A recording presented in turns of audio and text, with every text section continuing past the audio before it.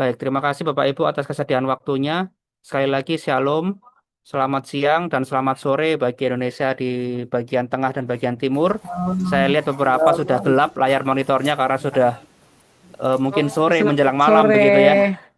Sudah sore menjelang malam karena saya lihat beberapa yang layar monitornya sudah gelap ini karena mungkin matahari sudah mulai malu-malu untuk tampil. Jadi ya, Benar, selamat Mas siang buat Guntur. Indonesia Barat dan selamat sore dan selamat malam untuk Indonesia Tengah dan Indonesia Timur. Saya nggak akan berlama-lama, kira Benar. kurang lebih sekitar 1 jam saja saya akan menyampaikan. Kemudian kita akan masuk ke dalam proyek tindak lanjut yang akan ada proyek Bapak Ibu karena ini bersifat 1 tahun ajaran. Jadi kami berharap setelah penyampaian materi bisa segera ditindaklanjuti. Baik, yang pertama, saya akan tegaskan kembali, kami tegaskan kembali bahwa untuk tahun ajaran 2026-2027, semua satuan pendidikan keagamaan Kristen wajib menerapkan kurikulum merdeka. Itu yang pertama. Penerapan kurikulum merdeka dimulai dari kelas 10, kelas awal. Semua kelas 10 yang baru masuk hari ini sedang melaksanakan MPLS, nantinya ketika tanggal 16, ketika sudah mulai pelajaran, menggunakan kurikulum merdeka semuanya. Tidak ada lagi yang menggunakan kurikulum 2013. Sampai di sini mohon dimengerti ya Bapak Ibu, karena ini perintah dalam Peraturan Menteri Pendidikan Dasar dan Menengah itu disebutkan bahwa pelaksanaan kurikulum merdeka itu paling lambat dilaksanakan pada tahun ajaran 2026-2027, tahun ajaran sekarang. Artinya pada tahun ajaran sekarang, semua sekolah itu 100% wajib menggunakan kurikulum merdeka. Secara partisipasi ya, secara partisipasi harus 100%. Itu sebabnya kami di pendidikan menengah menerapkan langkah bahwa di kelas 10 nanti wajib menggunakan kurikulum merdeka. Untuk kelas 11 dan kelas 12 menggunakan kurikulum 13. Kenapa tidak semuanya saja, Pak? Kelas 11 dan kelas 12 langsung kurikulum merdeka. Ya, kalau Bapak Ibu pahami bahwa ada perbedaan antara kurikulum merdeka dan kurikulum 2013. Bapak Ibu yang terbiasa dengan kurikulum 2013, peserta didik ketika masuk di kelas 10 itu sudah langsung mulai penjurusan, sudah mulai langsung peminatan, begitu ya. Kalau kurikulum 2013. Jadi di kurikulum 2013 itu mengenal istilah peminatan atau penjurusan. Kelas 10 masuk sudah dijuruskan sesuai dengan bidangnya masing-masing. Ada IPA, ada IPS, ada bahasa. Nah, di kurikulum Merdeka tidak lagi mengenal peminatan atau penjurusan. Ya, di kurikulum Merdeka sudah tidak ada lagi peminatan dan penjurusan. Coba bayangkan Bapak Ibu yang kelas 10-nya kemarin itu menggunakan K13, dia di kelas 10 memilih memilih jurusan IPS begitu ya. Misalnya nih, di kelas 10 dulunya dia milih IPS, kemudian kan sekarang naik kelas 11 begitu ya. Di kelas 11 sudah tidak lagi belajar IPS, tapi juga harus belajar IPA karena tidak ada lagi penjurusan, tidak ada lagi peminatan. Nah, bayangkan dari kelas 10 dia tidak mengenal mata pelajaran fisika, tiba-tiba di kelas 11 dia harus belajar fisika.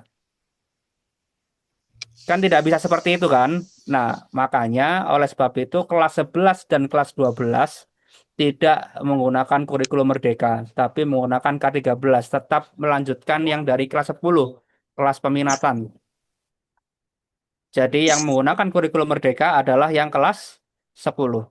Sedangkan kelas 11 dan kelas 12 bisa menggunakan kurikulum 2013. Ini yang kami tekankan sekali lagi bahwa di tahun ajaran 2026-2027 semua kelas 10 menggunakan kurikulum mereka.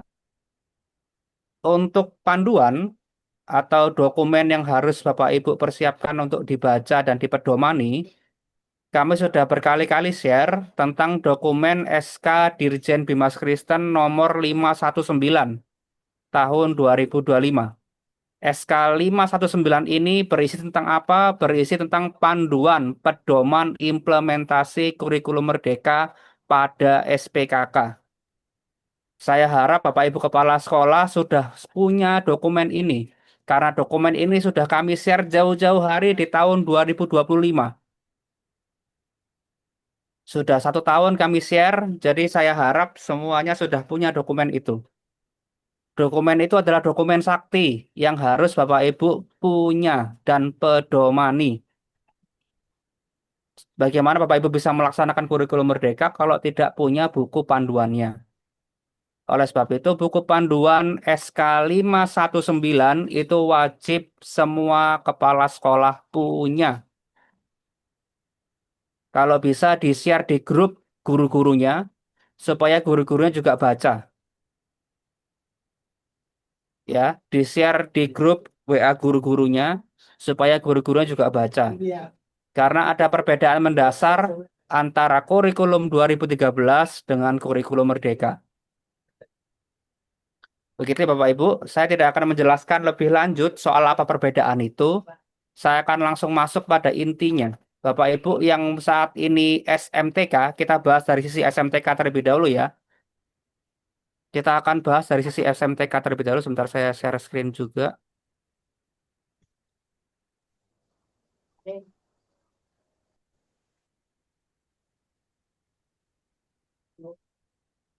Apakah sudah terlihat Belum, Pak. Belum, Pak. internetnya? Belum, Pak. Belum, Pak. Ya, sabar, sabar. Internetnya sedang. Belum. Sabar. Dia pulang bilang ini baca sudah ada sekian lama tapi kamu belum menjadi akhirnya Sebentar ya.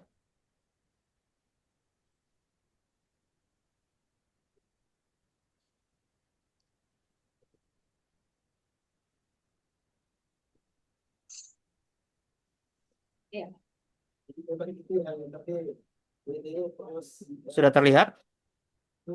Belum. Belum. Belum, Belum. belum, Bapak.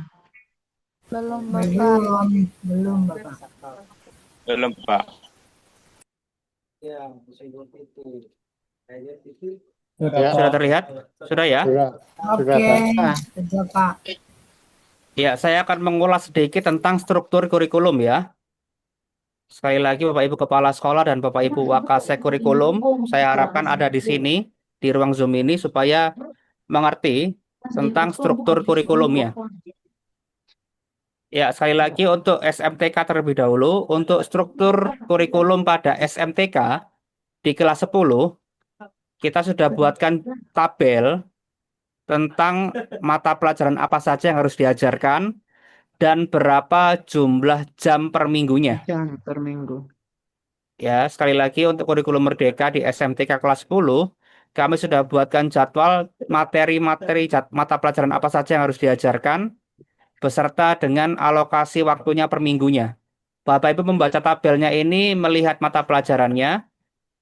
Kategori mata pelajaran ada dua, Bapak Ibu, ada mata pelajaran wajib dan ada mata pelajaran pilihan. Ya, untuk di kurikulum Merdeka ada mata pelajaran wajib, ada mata pelajaran pilihan. Sesuai dengan namanya, kalau wajib berarti harus diajarkan, wajib. Kalau pilihan berarti dipilih, boleh diajarkan, boleh tidak. Nah, membaca jadwal jam pelajarannya, Ya. beban mengajar jam pelajarannya, Bapak Ibu lihat pada jumlah, pada kolom jumlah per minggu. Yang dilihat adalah kolom paling akhir. Ya, yang dilihat adalah kolom paling akhir. Misal, untuk PPKN, Pendidikan Pancasila, adalah 3 jam per minggu. Ya, 3 jam per minggu. 2 jamnya untuk intrakurikuler, 1 jamnya untuk kokurikuler. Pada intinya, pelajaran PKN itu 3 jam per minggu. Nah, Bapak Ibu harus menyesuaikan di jadwal pelajarannya. Sekali lagi, tidak boleh mengurangi atau menambahi. Kalau ditulis 3 jam, tertulis 3 jam, ya wajib diajarkan 3 jam. Begitu ya. Kalau tertulis 4 jam, ya harus diajarkan 4 jam. Tidak boleh dikurang-kurangi, disunat-sunat. 4 jam jadi 2 jam, 3 jam jadi 2 jam. Tidak boleh seperti itu ya. Sekali lagi, dilarang mengurang-urangi jam. Kenapa dilarang mengurang-urangi jam? Sekali lagi saya ingatkan, saya sudah pernah sampaikan ini. Bapak Ibu bayangkan, jadwal ini sudah kami sesuaikan dengan beban ajar di sekolah dinas. Misalnya bahasa Indonesia 4 jam. Kami sudah sesuaikan kurang lebih hampir sama. Ya, kurang lebih hampir sama. Tidak bisa sama, karena sekali lagi kita SMTK punya mata pelajaran keagamaan yang lebih banyak. Jadi tidak bisa sama. Kalau di dinas, bahasa Indonesia itu 5 jam alokasi waktunya. Tapi di kita buat 4 jam, berkurang 1 jam. Kita sudah berkurang 1 jam dari dinas. Kemudian Bapak Ibu sunat lagi jadi 2 jam. Yang harusnya anak-anak itu terimanya 5 jam. Kemudian Bapak Ibu ajarkan 2 jam. Kemudian nanti ketika TKA diadu itu anak-anak dari SMTK dengan anak-anak di bawah dinas. Kira-kira jago mana yang belajar bahasa Indonesia 5 jam dengan yang belajar bahasa Indonesia 2 jam?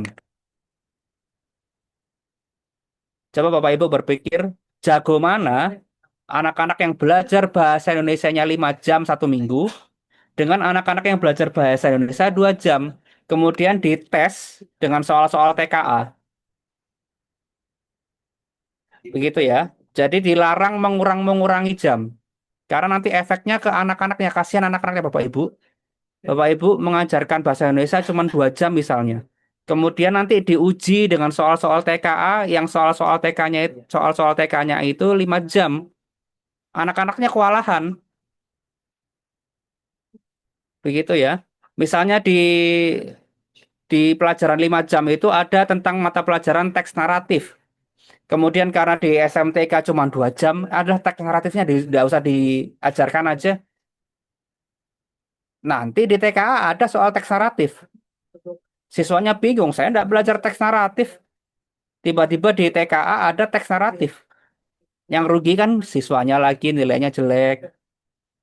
Jadi sekali lagi saya tekankan tidak boleh mengurangi jam yang tertera pada tabel struktur kurikulum ini. Begitu ya. Bapak Ibu bisa lihat untuk SMTK mata pelajaran keagamaannya ada 6, dilarang mengurangi juga. Bisa lihat. Ya, dilarang mengurangi juga. Ada beberapa sekolah yang tidak mengajarkan misiologi.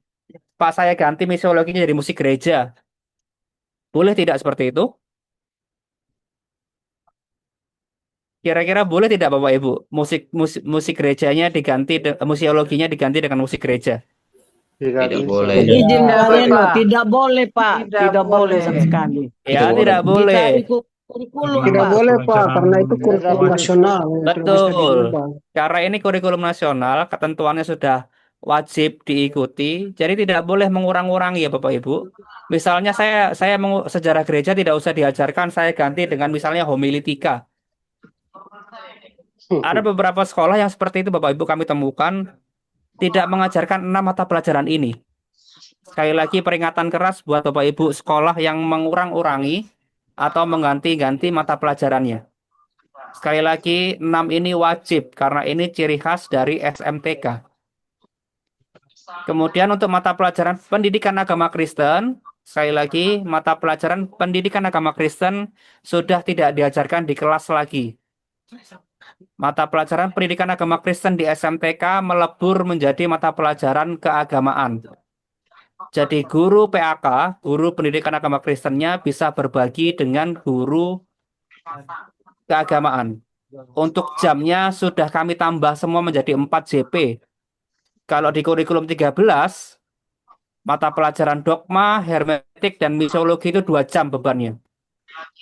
Di kurikulum Merdeka kami sudah tambah jadi 4 jam untuk mengakomodir guru PAK. Ya, benar. Jadi guru PAK-nya bisa mengajar di salah satu 6 mata pelajaran ini.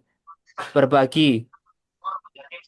Begitu ya. Untuk pelajaran yang lain-lainnya, PPKN berubah menjadi pendidikan Pancasila. Yang awalnya di kurikulum K13 namanya pendidikan kewarganegaraan. Pendidikan Pancasila dan kewarganegaraan kalau tidak salah. Kemudian berubah menjadi pendidikan Pancasila saja. Bahasa Indonesia masih ada, matematika masih ada, bahasa Inggris masih ada. Kemudian ada yang namanya mata pelajaran baru. Ya, di kelas 10 SMTK yang Bapak Ibu saat ini sekolahnya SMTK ada mata pelajaran baru yaitu Proyek Ilmu Pengetahuan Alam dan Sosial. Proyek IPAS. Yang lainnya PPKN berubah menjadi Pendidikan Pancasila. Ini suaranya siapa ya? Berbayang. Iya, terbayang. Suaranya Bapak terpatu. Oke, sekali lagi saya ulangi untuk mata pelajaran kelas 10 di SMTK ada mata pelajaran baru yaitu mata pelajaran proyek IPAS. Pak, bukunya bagaimana? Bukunya juga sudah kami share jauh-jauh hari di grup SMTK dan SMAK. Untuk buku pelajaran sudah kami share. Ada link yang sudah kami share. Nanti akan kami share lagi. Kalau mana tahu ada Bapak Ibu yang tertinggal gitu ya. Untuk bukunya sudah ada. Buku namanya buku proyek IPAS. Bagaimana buku proyek IPAS ini diajar oleh guru siapa?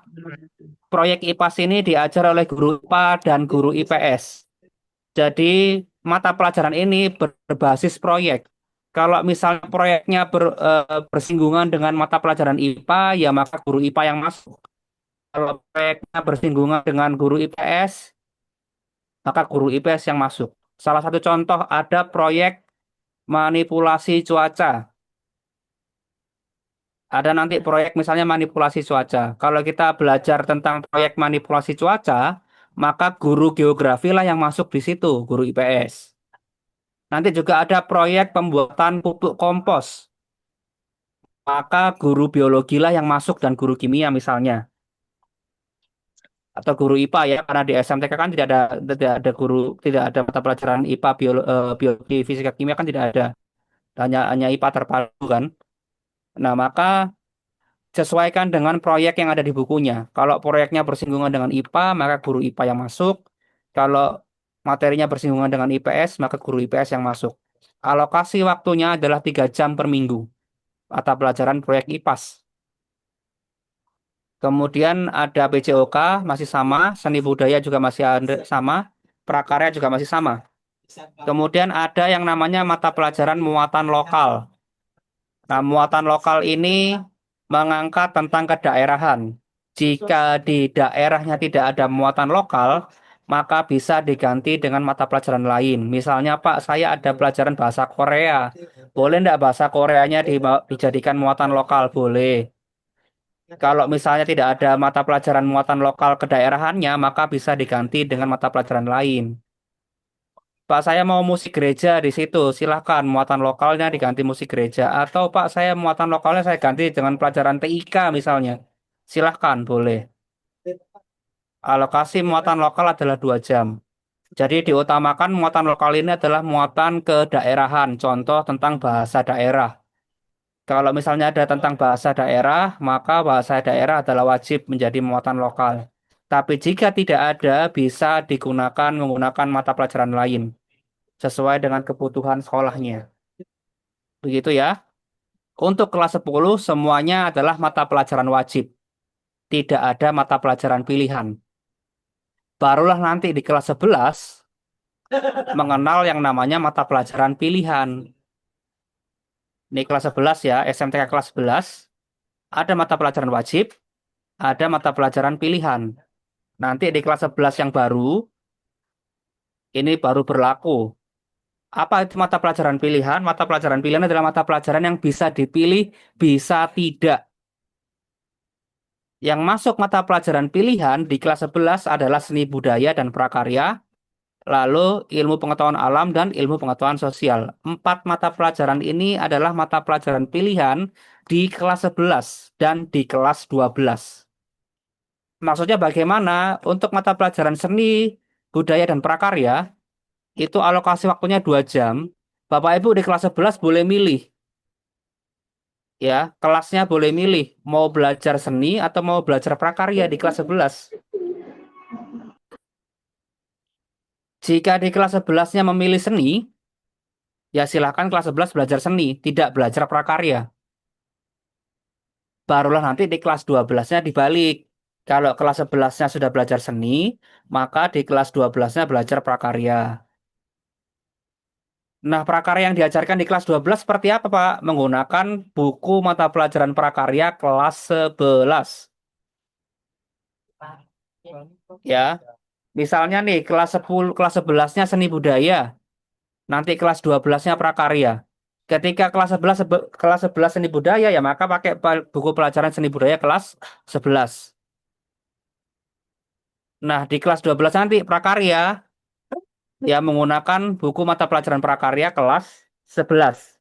Kalau cukup bisa menggunakan materi kelas 12. Saya rasa materi prakarya kelas 12 hampir pengulangan dan penguatan dari materi kelas 10 dan kelas 11.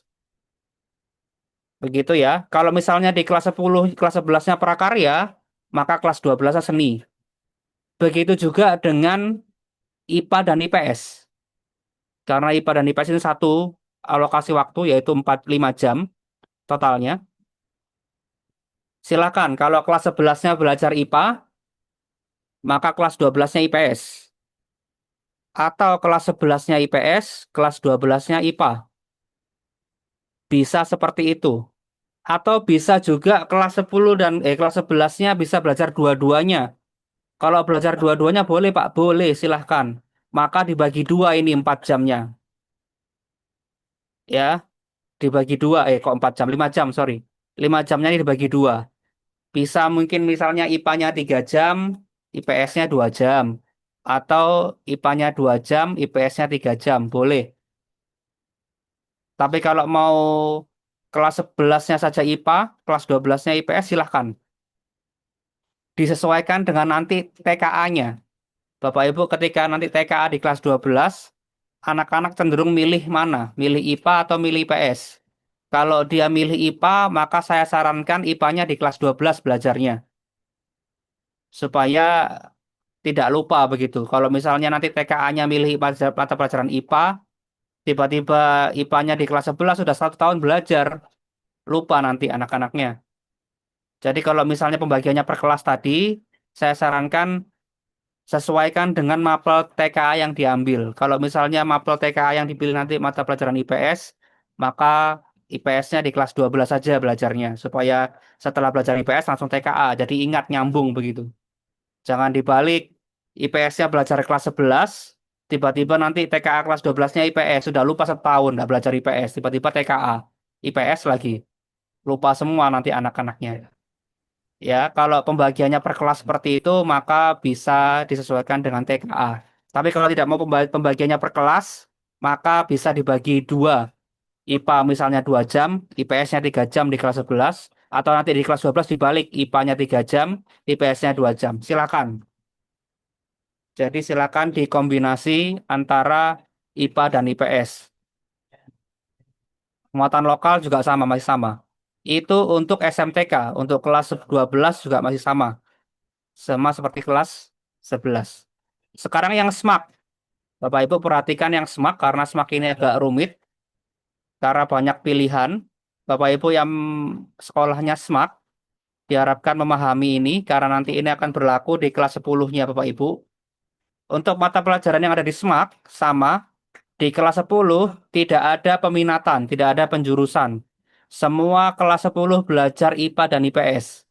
Makanya di mata pelajaran wajib, kelas 10 itu semua kategorinya mata pelajaran wajib. Membacanya adalah pada kolom jumlah untuk JPL-nya. Ada mata pelajaran PAK di SMAK, kemudian ada namanya mata pelajaran etika dan pengetahuan Alkitab. IPA-nya di kelas 10 adalah mata pelajaran IPA terpadu dan IPS terpadu. Yes, yang 3 tahun yang lalu. Bagaimana Pak IPA terpadu dan IPS terpadu ini? Bukunya sudah ada. Tiga dia dipanggil. Silakan nanti lihat di link, bukunya sudah kami sediakan. Kalau misalnya IPA-nya Pak, kami nggak ada guru IPA terpadu. Kami gurunya sudah dibagi-bagi, guru biologi sendiri, guru fisika sendiri, guru kimia sendiri. Boleh silahkan ketika menggunakan buku IPA,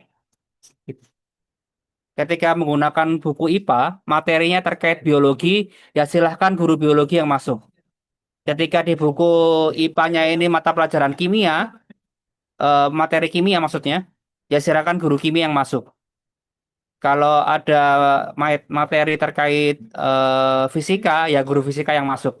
Begitu juga dengan yang IPS. Kalau materinya terkait dengan sejarah, ya guru sejarah yang masuk. Kalau materinya terkait dengan geografi, ya guru geografi yang masuk. Begitu ya, alokasi waktunya 6 jam untuk IPA, IPS 8 jam. Kemudian ada mata pelajaran baru di SMAK, ya, yaitu mata pelajaran informatika. Ini wajib di SMAK, mata pelajaran informatika wajib ada. Jadi kelas 10 wajib ada mata pelajaran informatika. Alokasi waktunya adalah 2 jam. Ya, alokasi mata pelajaran baru informatika adalah 2 jam. Kemudian seni dan prakarya jadi mata pelajaran wajib di kelas 10. Jadi kelas 10 ada mata pelajaran seni dan ada mata pelajaran prakarya. Karena seni itu kan silakan akreditasi. Di metodologi jangan cuma satu orang yang kerja ya kan Bu Noviana itu. Iya, ini suara siapa ini? Ya, lanjut. Di SMAK kelas 11, mohon diperhatikan SMAK kelas 11, barulah di kelas 11 ada yang namanya mata pelajaran pilihan, sama seperti di SMTK. Ya, kelas 11 dan kelas 12 ada mata pelajaran wajib, ada mata pelajaran pilihan. Mohon diperhatikan yang SMAK karena ini agak rumit yang SMAK. Untuk mata pelajaran wajib sesuai dengan jadwalnya, sesuai dengan tabel ini mata pelajaran wajib. Sedangkan mata pelajaran pilihan, Bapak Ibu perhatikan, mata pelajaran pilihan dibagi jadi 2 kategori. Ya, kelas 11 dan kelas 12 ada mata pelajaran wajib. Ya, untuk mata pelajaran pilihan ada 2 kategori, kategori A dan kategori B. Apa bedanya? Kategori A itu adalah mata pelajaran pilihan yang alokasi waktunya adalah 4 JP.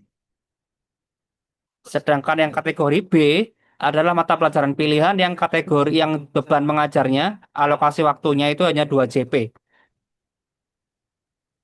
Untuk mata pelajaran pilihan di kelas 11 dan kelas 12 sama-sama alokasi waktunya adalah 24 jam per minggu. Bagaimana memilih 24 jam per minggu ini? Bapak Ibu memilih kombinasi antara yang kategori A dengan yang kategori B. Kita punya yang namanya kombinasi 4, 2, 2, 2, 2.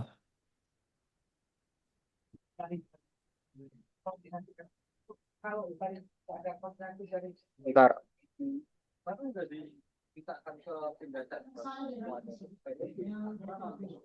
Ya, baik Bapak Ibu.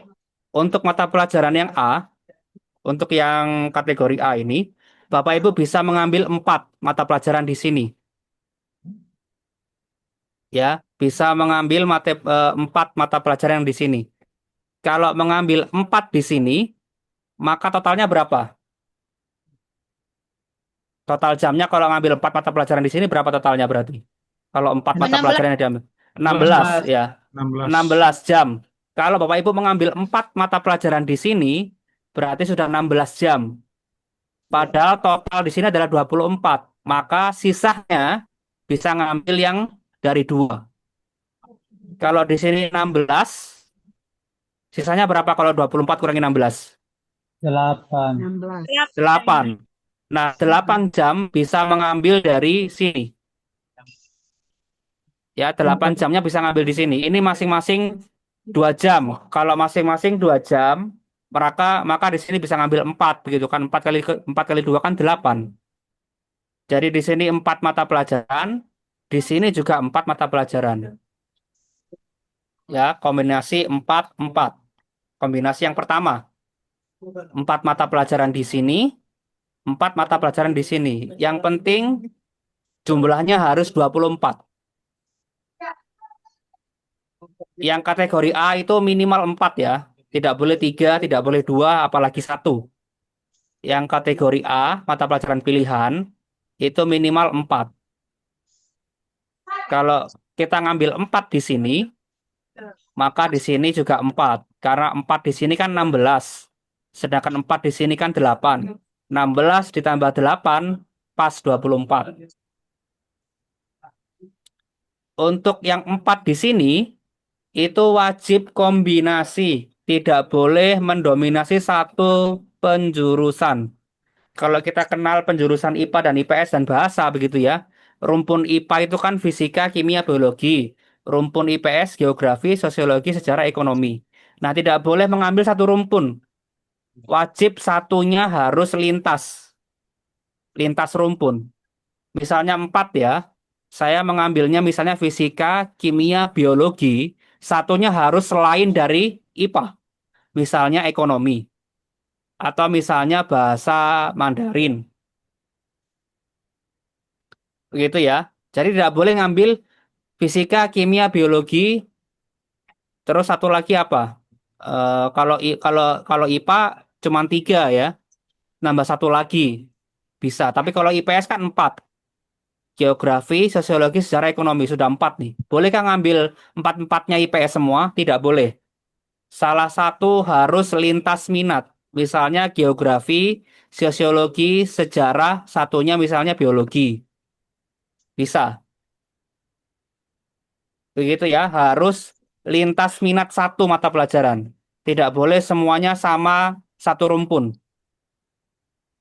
Itu kalau 4. Ya, ini yang 4. Kalau misalnya Pak, saya yang A, ini saya mau ngambil 5. Boleh tidak? Boleh. Kalau di sini ngambil 5 mata pelajaran, maka berapa beban mengajarnya? Kalau 5 di sini?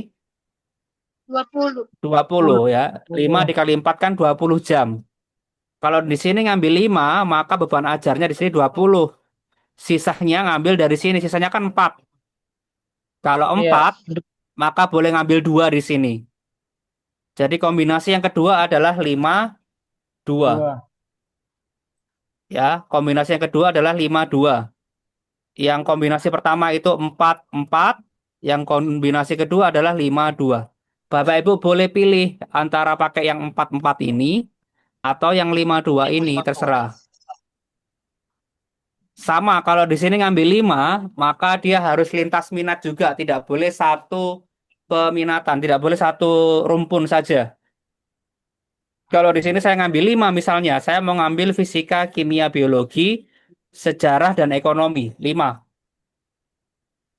Maka duanya di sini bebas. Saya mau pilih misalnya yang di sini informatika dan seni rupa. Seni budaya begitu ya. Saya mau ngambil informatika dan seni budaya. Supaya guru informatikanya tidak nganggur di kelas 11 dan kelas 12. Misalnya seperti itu.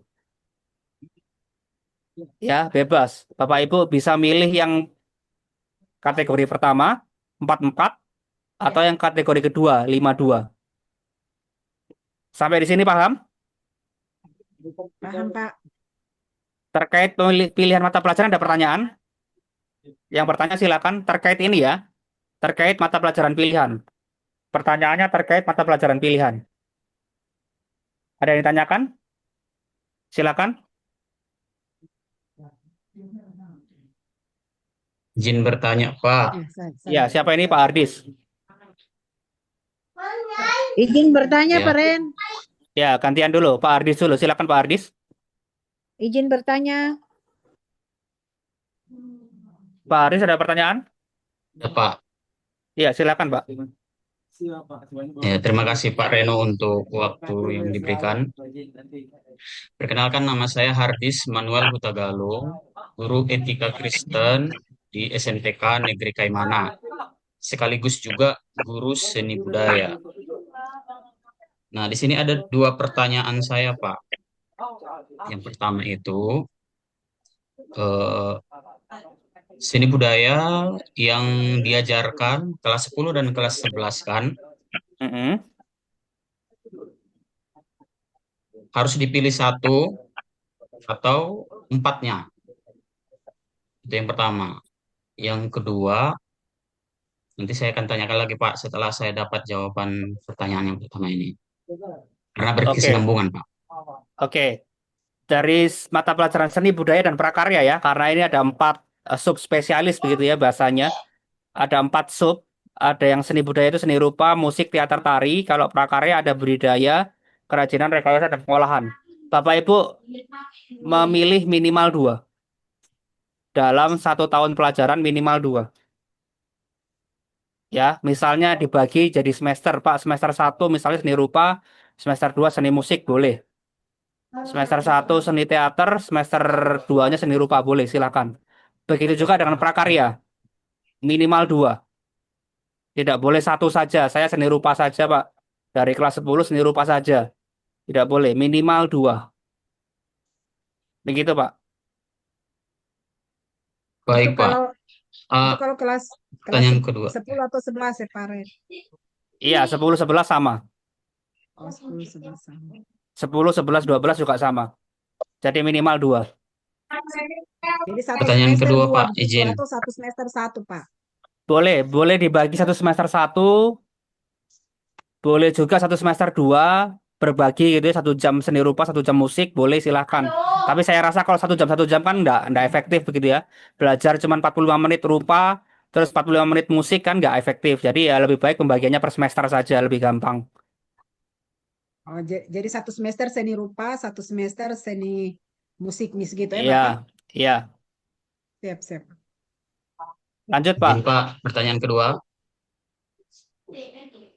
Nah, ini kan seni Baik, budaya izin, Pak. mata pelajaran wajib di kelas 10. Nah, Iya. seandainya di kelas 10 itu seni rupa dan seni musik Izin bertanya. diajarkan, Mm-mm. apakah di kelas berikutnya 11 atau 12 itu bisa seni rupa dan musik atau harus teater dan tari? Begitu, Pak. Oh, bebas, bebas, Pak. Oh, baik, Pak. Terima kasih, Pak. Iya. Silakan yang lain dari Begitu Pak Roy. juga prakarya ya, Pak. Iya, Izin begitu Pak. juga dengan prakarya. Silakan. Oke, terima kasih Pak. Saya hanya mau nanya begini Pak, kan ada Pak. pelajaran baru. Oh saya perkenalkan, nama saya Don Leroy Saragi dari SMTK GGRIP Merauke. Iya. Iya, saya mau menanyakan Pak, di pelajaran baru kan ada di situ di eh, Kelas 10 ya. kelas 10. Nih, Jadi proyek IPAS.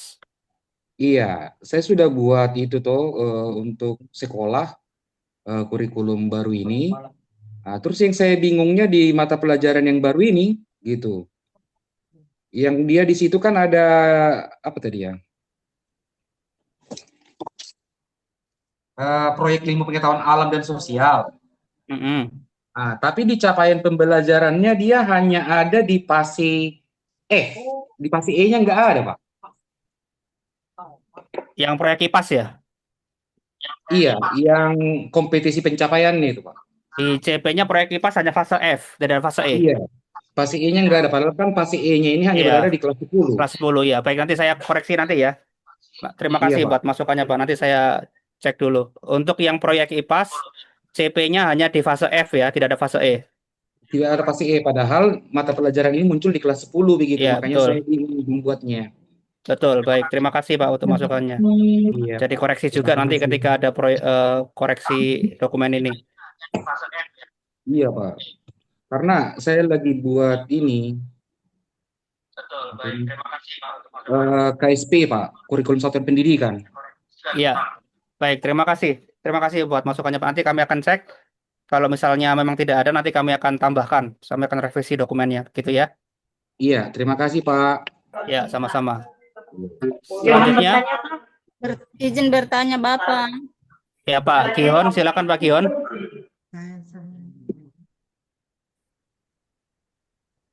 Pak Gihon. Izin Pak.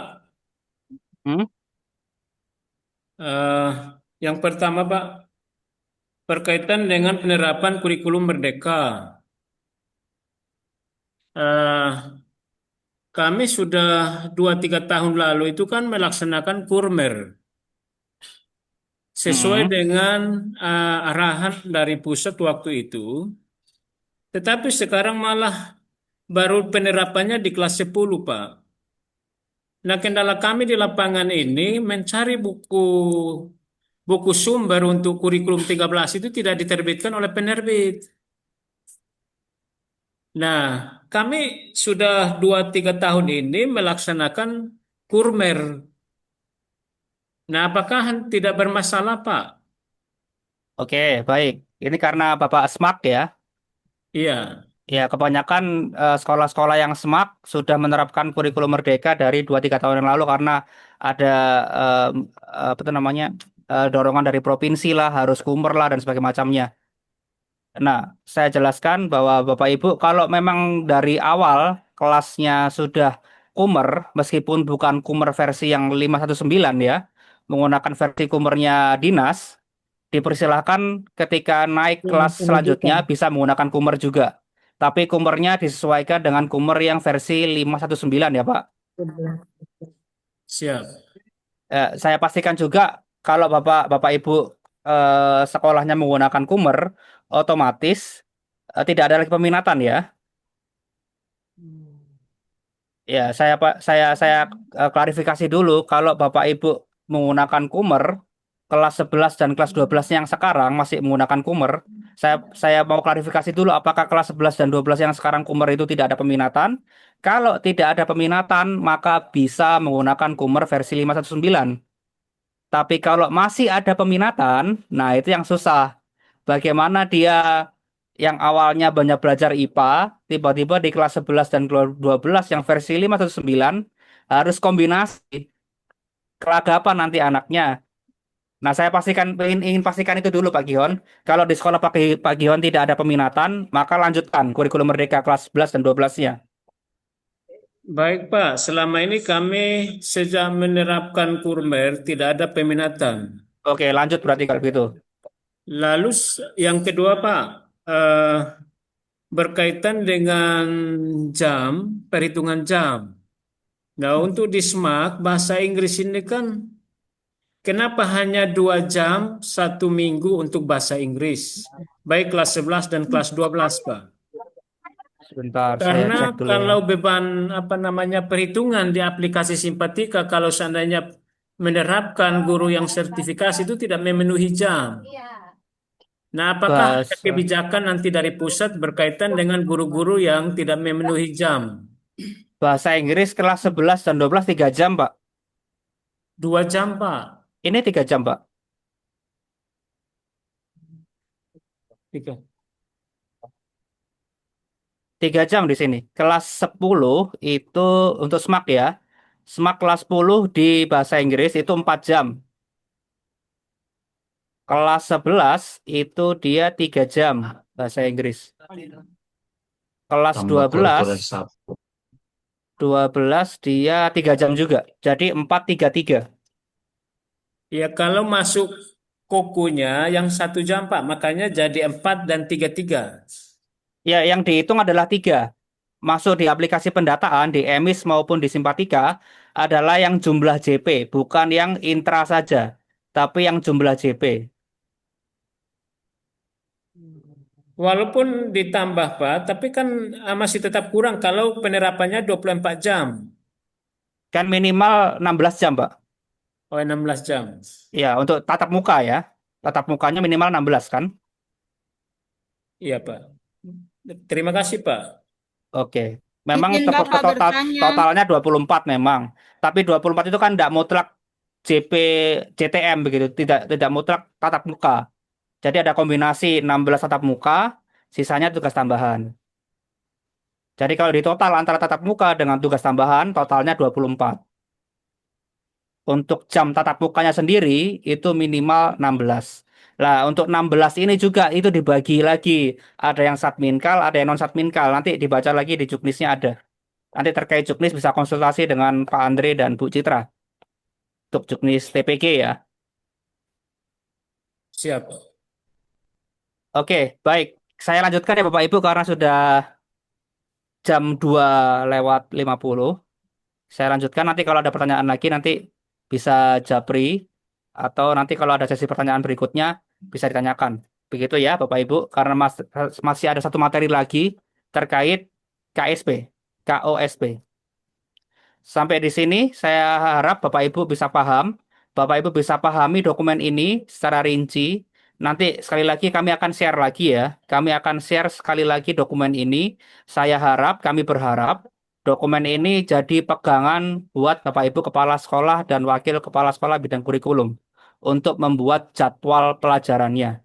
Sekali lagi, jadwal pelajaran dibuat berdasarkan struktur kurikulum. Tidak boleh lebih jamnya atau tidak boleh kurang. Konsekuensinya yang rugi adalah muridnya sendiri. Kalau kurang, kalau lebih ya konsekuensinya Bapak Ibu pulang sore. Begitu ya. Saya akan analogikan seperti ini Bapak Ibu ya. Misalnya di SMTK kelas 10 itu ya, SMTK kelas 10 itu beban mengajarnya adalah 50 jam satu minggu. Dalam satu minggu itu anak-anak belajar 50 jam. Kalau satu jamnya itu 45 menit, SMA kan 45 menit begitu ya. Satu jamnya 45 menit. Nah, anak-anak SMA itu satu minggu belajar 50 jam. Kalau Bapak Ibu hari efektifnya sampai Senin sampai Jumat saja, ya Bapak Ibu yang sekolahnya Senin sampai Jumat, artinya kan ada 5 jam tuh. Ya kan? 5 hari, sorry. 5 Kalau jam. sekolahnya belajar dari hari Senin sampai hari Jumat, kan cuma 5 hari. Nah, kalau 50 dibagi 5, berapa Bapak Ibu?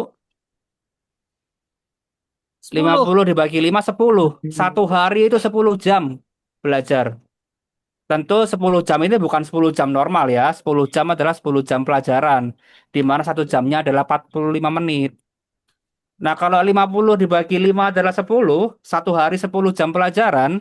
Kalau Bapak Ibu mulai sekolahnya jam 7 pagi, maka akan berakhir jam berapa kira-kira kalau 10 jam pelajaran? Kalau dihitung-hitung kira-kira akan selesai di pukul setengah 3 sore. Iya. Ya, kira-kira akan selesai di pukul setengah 3 sore. Jam setengah 3 sampai jam 3. Kalau mulainya jam 7 pagi.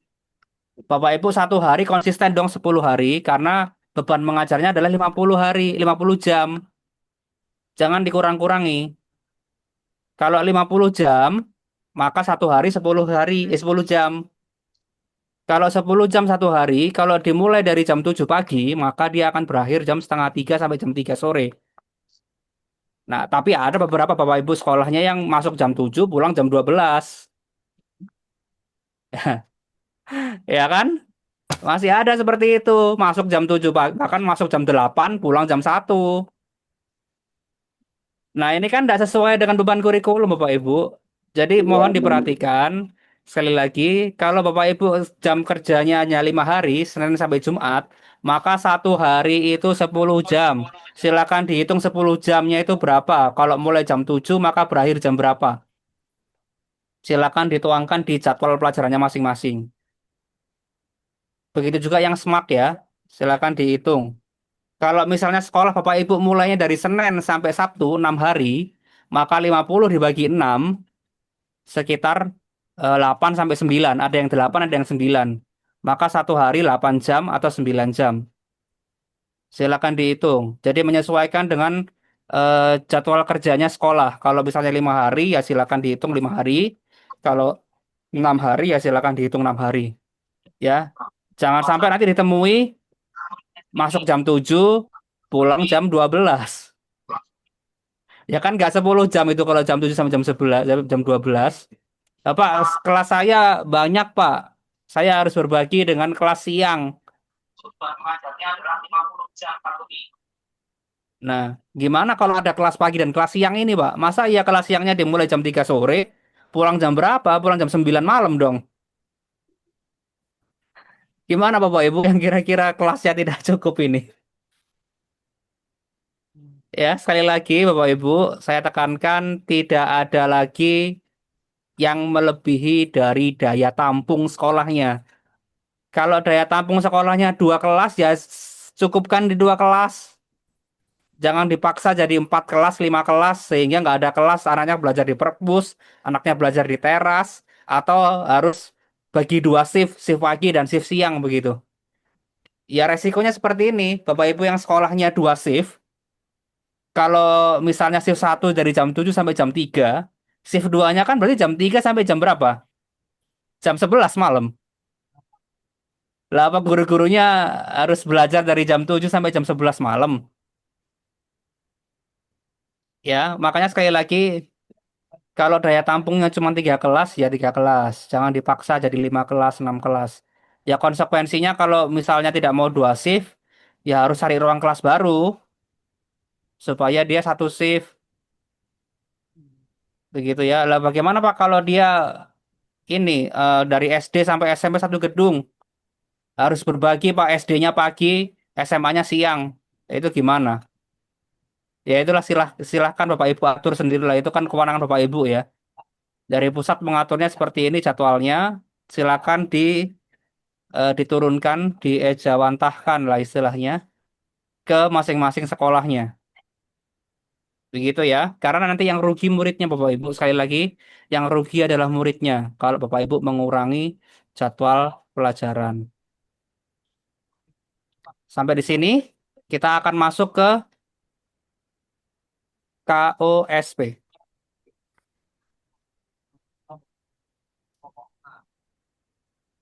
KOSP sudah ada template-nya Bapak Ibu. Bapak Ibu tenang saja. KOSP kami sudah buatkan template-nya. Saya harap KOSP-nya seragam, sama. Tapi kalau mana tahu Bapak Ibu punya template KOSP sendiri yang lebih baik daripada yang kami share, ya dipersilahkan, tidak masalah. Ya, template KOSP sudah kami siapkan untuk ininya. Bentar.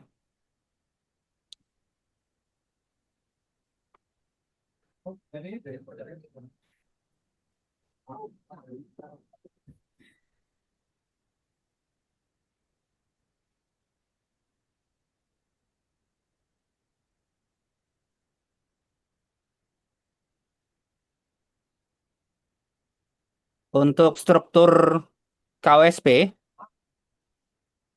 ya, struktur KOSP sudah terlihat. Ya, KOSP terdiri dari 5 bab. Ya. KOSP ini dibuat berdasarkan karakteristik sekolahnya masing-masing. Dibuat dalam 1 tahun ajaran. Nah, strukturnya adalah seperti ini.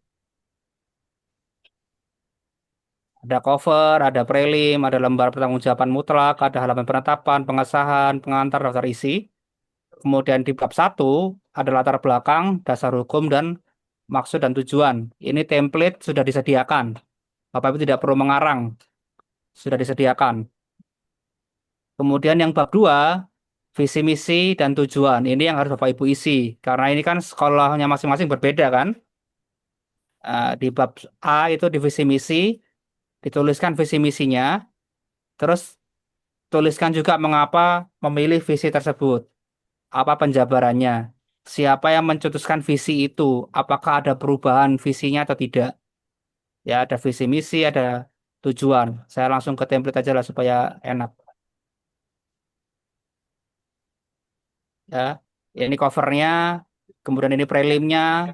Jadi Bapak Ibu nanti membuat tim ya, tim untuk menyusun KOSP. Kepala sekolah silakan buat tim untuk menyusun KOSP. Biasanya ketua timnya ya Wakasek Kurikulum, biasanya ketua timnya. Tapi terserah, silakan Bapak Ibu pilih sendiri ketua timnya dan anggotanya untuk menyusun KOSP ini.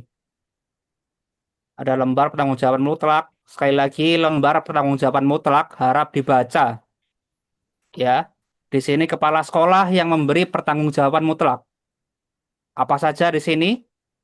Bahwa menyatakan tulisan dan data yang ada pada dokumen ini adalah benar dan dapat dipertanggungjawabkan.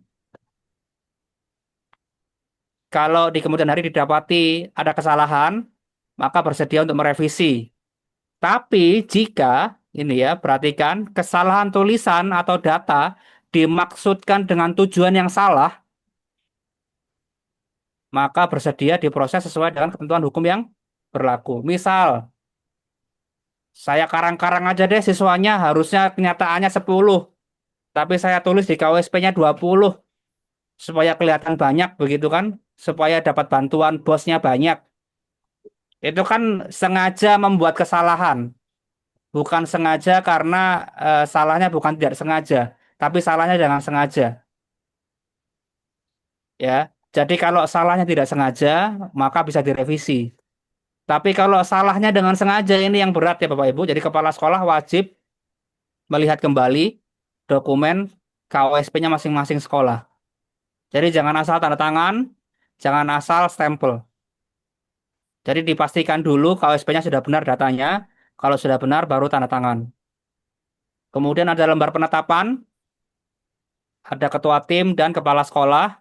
Kemudian diketahui oleh komite dan pengawas. ya, pengawas sekolah atau pengawas Mapel Park menetapkan KOSP ini. Kemudian ada lembar pengesahan. Jadi setelah KOSP ini jadi, Bapak Ibu bersurat ke kantor Kemenak Kabupaten Kota untuk minta pengesahan. Ya, Bapak Ibu Kepala Sekolah bersurat ke kantor Kemenak Kabupaten Kota untuk minta pengesahan. Kalau misalnya tidak ada di Kemenak Kabupaten Kota, boleh ke Kanwil, silahkan. Disesuaikan nanti narasinya ya. Jadi ditetapkan oleh kasih atau penyelenggara atau kabid atau pembimas kalau di Kanwil. Itu ya. Kemudian ada identitas satuan pendidikan. Ini nanti diisi sendiri. Ada kata pengantar sudah disusun, sudah kami susunkan, tinggal ganti-ganti yang merah-merah ini nama sekolahnya disesuaikan. Ya, sudah kami siapkan template-nya, Bapak Ibu tinggal mengganti. Ingat menggantinya dibaca, jangan hanya sekedar ganti-ganti, dibaca benar-benar. Sudah kami sediakan template-nya, kata pengantarnya, daftar isinya disesuaikan. Kemudian pendahuluan juga sudah kami siapkan. Tapi dibaca ya, jangan hanya sekadar lalu. Titik-titik ini nanti diisi nama sekolahnya. SMTK SMAK-nya juga diganti, SMTK atau SMAK. Dasar hukumnya juga sudah kami sediakan. Maksud dan tujuan juga sudah kami sediakan. Nah, masuk ke bab 2, visi, misi, dan tujuan. Nih, silakan dibaca Bapak Ibu. Tentang ini itu isinya apa sih? Isinya ini. Ya, isinya itu ini. Tuliskan visi misinya secara rinci. Mengapa itu jadi visi sekolah? Siapa yang mencetuskan? Apa ada keterlibatan yayasan dalam bentukan visi? Apa ada pergantian? Kenapa kok bisa berganti? Tahun berapa berganti? Begitu ya. Untuk yang A ini isinya itu. Yang B isinya juga ini. Sama. Yang C tujuan. Ada 3. Tujuan jangka panjang, tujuan jangka menengah, dan tujuan jangka pendek. Ada 4, sorry. Dan tujuan 1 tahun pelajaran. Bapak Ibu mengisinya mulai dari yang paling bawah dulu. Dalam 1 tahun pelajaran ke depan, apa sih yang mau dicapai? Contoh, dalam 1 tahun ke depan ini misalnya guru-guru saya harus punya NUPTK. Wajib semua guru-guru saya wajib punya NUPTK dalam 1 tahun ke depan. Silakan ditulis. Semua pendidik dan tenaga kependidikan wajib mempunyai NUPTK. Kapan dicapai? Misalnya terakhir Juni 2027. Apa saja tujuan dalam 1 tahun ke depan. Kemudian lanjut ke yang jangka pendek, 1 angkatan, 3 tahun ke depan. Dari kelas 10 masuk sekarang, sampai nanti lulus dia, apa tujuan jangka pendeknya? Kemudian jangka menengahnya 2 angkatan. Apa tujuan jangka menengahnya dalam waktu 5-7 tahun ke depan? Misalnya dalam 5 tahun ke depan, misalnya sekolah terakreditasi A, atau menambah lapangan, atau apa, atau siswanya 3 kelas, 3 rombel. Tujuan jangka panjang dalam 3 angkatan ke depan, 8-10 tahun, misalnya apa? Misalnya mau beli tanah lagi, atau mau gedung 2 lantai, atau apa, itu ya. Ini isinya di situ. Kemudian bab 3, karakteristik satuan pendidikan. Yang bagian A, latar belakang berdirinya nama sekolahnya apa? Ya. Tulis secara rinci, secara detail, dan sistematis. Kapan berdirinya, siapa yang mendirikan, apa nama yayasannya, bagaimana kok bisa berdiri, begitu ya. Ceritakan di sini. Kemudian kondisi geografis juga. Misalnya sekolah ini ada di daerah pegunungan, atau terletak di kabupaten ini, di desa ini, di kecamatan ini, di kabupaten ini, di provinsi ini. Terletak di dataran rendah, di perkotaan, atau di pinggir pantai, atau di mana. Silakan ceritakan kondisi geografis sekolahnya. Kondisi sosial budaya sekolahnya. Misalnya sekolah ini berada di perkampungan nelayan, atau di perkampungan apa, atau di perkotaan yang masyarakatnya heterogen. Siswa di sekolah ini ada dari berbagai macam latar belakang, ada dari berbagai macam latar suku, budaya, agama, ras, ceritakan di sini. Kemudian sumber daya manusia, ada tenaga pendidik. Semua tenaga pendidiknya wajib dicantumkan data-datanya ini. Ya, sudah ada ini panduannya, silakan diisi. Kalau misalnya gurunya ada 11, ya maka ada 11 datanya seperti ini. Kalau gurunya ada 12, ya 12. Ini kami cuma sediakan 3 ya, nanti silakan ditambah lagi. Ini untuk guru, data pendidik. Kemudian data kependidikan, silakan ditulis untuk tenaga pendidikannya. Saya ada tenaga pendidikannya ada 5, Pak. Tuliskan semua di sini. Termasuk misalnya cleaning service atau satpam, masukkan juga. Itu kan masuk tenaga kependidikan. Operator mungkin, kalau operatornya sendiri nggak jadi guru ya, kan masuk tenaga pendidikan. Silakan tulis. Kami cuma sediakan 3 template, sesuaikan dengan sekolahnya masing-masing. Kalau ada 5 ya, buat 5. Kalau sudah guru, ke peserta didik. Ya, ini ada data tempat tinggal peserta didik, tempat lahir. Ini ada siswa berdasarkan NISN.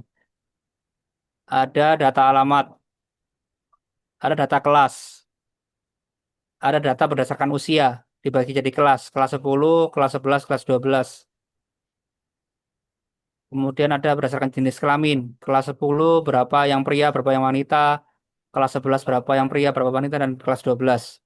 Kalau misalnya kelas 10-nya ada kelas 10 1, kelas 10 2, ya silakan berarti kelas 10 1, nanti kelas 10 2 gitu. 10A, 10B. Disesuaikan dengan sekolahnya masing-masing. Kemudian agama. Di kelas 10 agamanya sebaran agamanya apa? Kelas 11, kelas 12 juga. Kemudian tingkat ekonomi. Nah, kategori tingkat ekonomi orang tuanya sangat mampu, mampu, kurang mampu, atau tidak mampu. Bapak Ibu kan yang tahu surveinya. Seharusnya ketika peserta didik baru begini kan dilihat ada survei kan itu tentang ekonomi orang tua. Silakan didata. Di kelas 10 berapa yang mampu, berapa yang kurang mampu, berapa yang tidak mampu. Nah, kategori mampu, tidak mampu, kurang mampu ini saya serahkan kembali ke Bapak Ibu.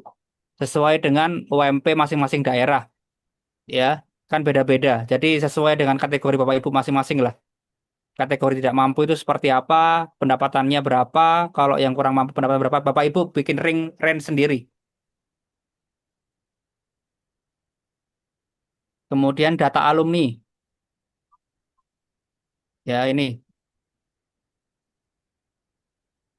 Tuliskan dalam bentuk narasi ada berapa jumlah lulusan dari sekolah ini. Dari sekian banyak lulusan, apakah sudah sesuai dengan visi misi sekolah? Jika sudah sesuai, apa langkah yang diambil sehingga berhasil?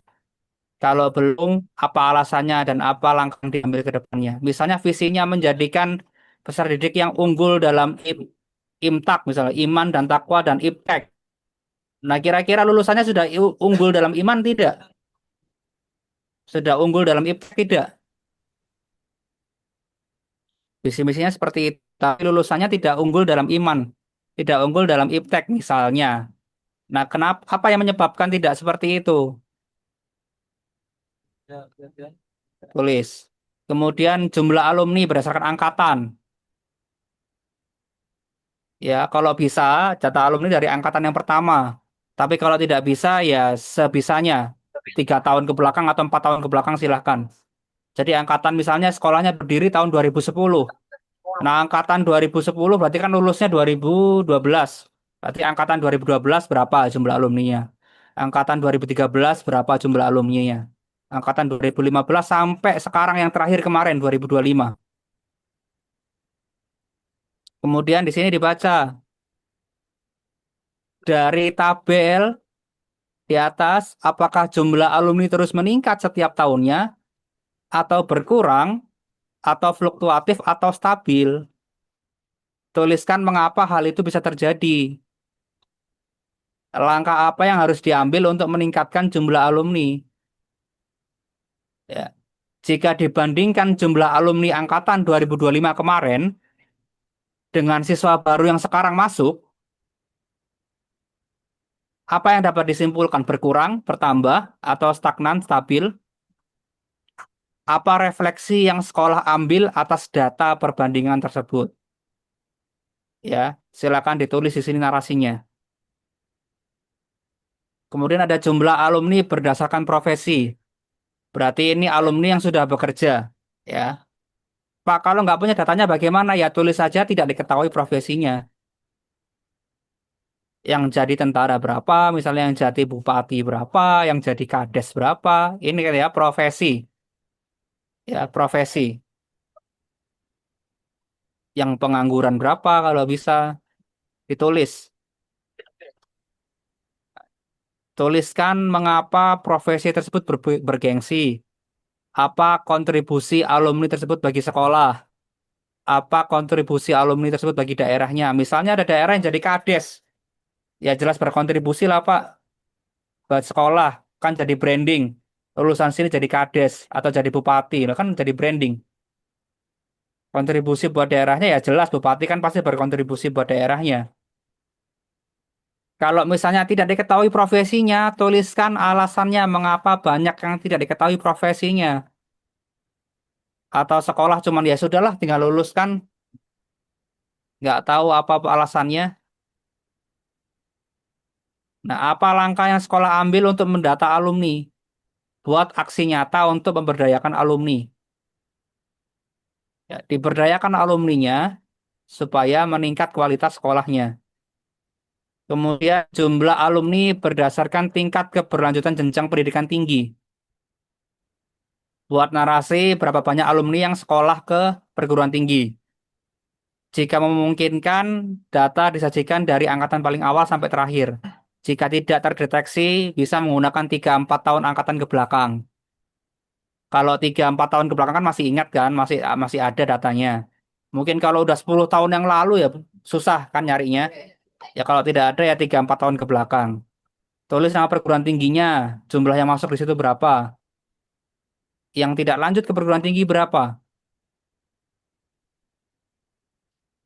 Tulis ini, kemukakan alasan rasional mengapa banyak yang masuk di perguruan tinggi itu. Ya karena zaman satu-satunya kampus di situ cuman itu Pak. Ya makanya banyak di situ ya. Itu kan rasional. Karena cuman satu-satunya kampus di situ. Atau misalnya kampus ini terkenal Pak, bagus, makanya banyak yang masuk ke situ. Silakan kemukakan alasannya. Mengapa juga banyak yang tidak lanjut ke perguruan tinggi? Kalau misalnya yang tidak lanjut ke perguruan tinggi banyak ya, kenapa? Kok nggak lanjut ke kuliah? Misalnya ekonomi orang tuanya kurang mampu, Pak. Atau tidak ada kampus di daerah sini. Kalau mau kuliah harus keluar daerah jauh. Nah, apa upaya konkret sekolah mendorong alumni supaya dia masuk ke perguruan tinggi? Ya, perguruan tinggi tidak masuk pendidikan dasar ya. Jadi pendidikan dasar kan wajib wajib pendidikan dasar kan 13 tahun sampai SMA. Perguruan tinggi dianggap sebagai pendidikan tersier begitu ya, bukan pendidikan primer. Tapi apa upaya konkret sekolah mendorong supaya alumninya ini masuk ke perguruan tinggi untuk kuliah, lanjut kuliah. Misalnya mendaftarkan anaknya ke PIP, KIP, atau mendatangkan kampus untuk sosialisasi ke sekolah, atau ada study tour ke kampus. Apa langkah konkretnya supaya siswa-siswanya itu ketika lulus dari SMTK Semak lanjut ke perguruan tinggi? Kalau sudah ketemu data-datanya ini, masuk ke analisis. Ini dibaca analisisnya. Ya, analisis SWOT, SWOT. Apa itu SWOT?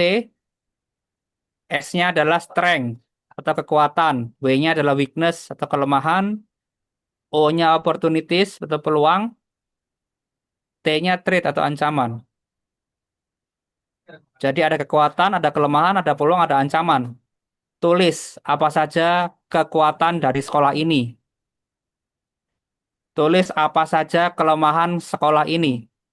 Salah ini ya, ini kelemahan ya. Ini peluang juga nanti saya edit ini. Terus apa ancamannya? Terus dibuat tabel. Ini contoh ya, ini contoh. Ini contoh, misalnya kekuatannya. Sekolahnya terletak di kawasan perkotaan yang padat penduduk. Itu kan salah satu kekuatan. Ya, sekolahnya misalnya terletak di kawasan perkotaan yang padat penduduk. Keterbatasannya ya lahannya sempit, sewa tanah, harga tanah mahal sehingga lahannya terbatas. Tahu uang sekolahnya mahal. Kalau di kota biasanya kan uang sekolah mahal, kelemahan kan. Peluangnya karena dia di kota dan padat penduduk, harusnya pendaftarnya banyak. Ya, harusnya. Itu kan peluang kan. Karena sekolah ini ada di kota dan kotanya padat penduduk, harusnya peluangnya siswanya itu yang masuk harusnya banyak. Pendaftar siswa itu besar peluangnya karena jumlah penduduk di kota banyak. Tapi juga ada ancaman karena di kota banyak juga sekolah-sekolah lain yang sejenis. Banyak juga di sekitar sekolah, misalnya SMA, SMK lain. Ini kan ancaman. Nah, yang jadi perhatian,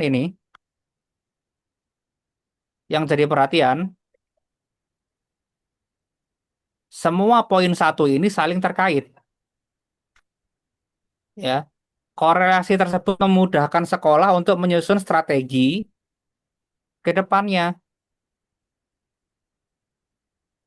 Ya, yang nomor satu, yang di kekuatan, yang di strength, yang di weakness nomor satu, yang di opportunist nomor satu, yang di threat nomor satu itu selaras.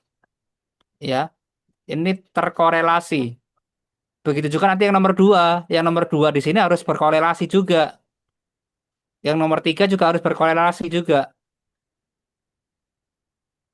Nah, kalau sudah mendaftar ini, akan gampang nanti di sini. Korelasi antara strength, kekuatan dengan opportunities, peluang. Karena ini kekuatan dan peluang, maka harus ada penguatan. Nih, kekuatannya tadi kan dia terletak di kota padat penduduk. Peluangnya pendaftar siswa besar. Ya, kekuatannya dia di kawasan perkotaan, peluangnya karena dia di perkotaan, siswanya yang mendaftar harusnya banyak. Nah, strategi apa yang dikerjakan oleh sekolah misalnya nih, mendata jumlah SMP di sekitar SMTK atau SMAK tersebut, mendata jumlah siswa kelas 9, menyusun jadwal sosialisasi ke SMP, mengundang atau membuat acara SMP terdekat, memberdayakan alumni SMP yang ada di poin satu, dan lain-lain. Ini kan langkah konkret, Bapak Ibu. Langkah konkret yang bisa diambil sekolah dalam 1 tahun ajaran berikut untuk menyongsong tahun ajaran berikutnya. Terus strategi solusi antara weakness, kelemahan dengan threat, ancaman. Tadi kelemahannya karena karena ada di kota, lahannya terbatas, uang sekolahnya mahal. Terus ancamannya banyak sekolah sejenis di sekitarnya. Apa solusinya untuk mengatasi kelemahan dan ancaman ini? Ini, mendata jumlah SMA sejenis di sekitarnya. Mendata daya tampung kelas 10 pada SMA di sekitar. Misalnya di SMA A daya tampungnya 2 kelas. Di sekolah B daya tampungnya 5 kelas. Di sekolah C daya tampungnya 1 kelas. Nah, di sekolah kita berapa daya tampungnya? Jangan sampai berbeda jauh dengan daya tampung sekolah-sekolah sekitarnya. Kemudian membandingkan tadi, kalau sudah ketemu. Terus konsultasi. Misalnya kalau mau ekspansi gedung atau lahan, konsultasi dengan yayasan, gimana? Cari sponsor atau bantuan untuk memperluas lahan dan gedung, karena lahannya kan terbatas. Ruang kelasnya kurang, padahal pendaftar banyak. Nah, apa yang sekolah bisa lakukan? Dan seterusnya. Kemudian yang bab 4, tentang perorganisasian pembelajaran. Sudah ada narasinya, Bapak Ibu tinggal sesuaikan yang merah-merah ini diganti. Ada yang namanya intrakurikuler, sudah juga ada narasinya dibaca. Kemudian struktur kurikulum, ya dibaca. Kalau misalnya kelas 10 menggunakan Kummer, kelas 11 12-nya menggunakan K13, ya ini cocok. Tapi kalau semuanya menggunakan Kummer, ya silakan dirubah redaksinya. Kelas 10 dan kelas 11 dan kelas 12 menggunakan Kummer. Atau 10 11-nya yang Kummer, 12-nya K13, ya silakan diatur redaksinya. Kemudian ini juga diatur redaksinya yang merah ini. Kalau Kummer itu pakai SK 519. Kalau yang K13 menggunakan SK 397 untuk yang SMAK, SK 36 untuk SMTK, disesuaikan narasinya. Kemudian strukturnya ini sudah disediakan, Bapak Ibu tinggal perhatikan lagi. Kalau cuma 10 saja yang kurikulum merdeka, maka yang kelas 11 dan 12-nya silakan dihapus tabelnya. Ya. Kalau misalnya SMTK ini kelas 10 saja yang Kummer, ya maka tabel Kummernya yang kelas 10 saja, yang kelas 11 12-nya dihapus silahkan. Ini saya tampilkan semua, mana tahu ada yang sampai kelas 12 sudah Kummer. Supaya Bapak Ibu tidak perlu buat-buat lagi tabelnya, sudah ada tabelnya. Kemudian yang kurikulum K13, ini ada kelas 10 dan kelas 12 saja. Karena kan kelas 10 sudah nggak pakai K13 lagi. Kalau tidak pakai K13 ya silakan dihapus tabelnya. Begitu juga dengan yang SMAK, disesuaikan ya. Kalau SMAK ya SMAK, kalau SMTK ya SMTK. Ya. Yang di sini yang penting ini. Ini yang penting. Pengorganisasian kelas di kelas 10 tidak ada peminatan. Di kelas 11 dibagi ke dalam kelompok mata pelajaran pilihan. Apa saja mata pelajaran pilihan di kelas 11? Jelaskan alasannya kenapa ambil mata pelajaran itu. Terus bagaimana cara menentukan mata pelajaran pilihan itu? Apakah sekolah yang menetapkan atau ada polling ke guru, ke siswa, siswa yang milih, atau polling ke orang tua, atau bagaimana, atau survei, atau seperti apa ya? Silakan dituliskan alasannya dan bagaimana metode menentukan pilihan tersebut. Begitu juga dengan kelas 12. Ya, pokoknya yang merah-merah, Bapak Ibu wajib sesuaikan dengan kondisi sekolahnya masing-masing. Ya, yang merah-merah ini disesuaikan dengan kondisi sekolahnya masing-masing. Kokurikuler juga sama, sudah disediakan narasinya, tinggal dibaca. Kalau ada yang disesuaikan yang merah, silakan diganti. Ya, untuk kokurikuler kelas 10, ingat ya, kokurikuler di kelas 10 menggunakan proyek lintas mapel, lintas disiplin ilmu. Untuk kokurikuler di SPKK menggunakan proyek lintas disiplin ilmu. Ya, kokurikuler menggunakan proyek lintas disiplin ilmu. Jadi di kelas 10 ada tema apa, kemudian dimensi profil lulusannya apa. Ini ya, ada dimensi profil lulusan di sini sudah.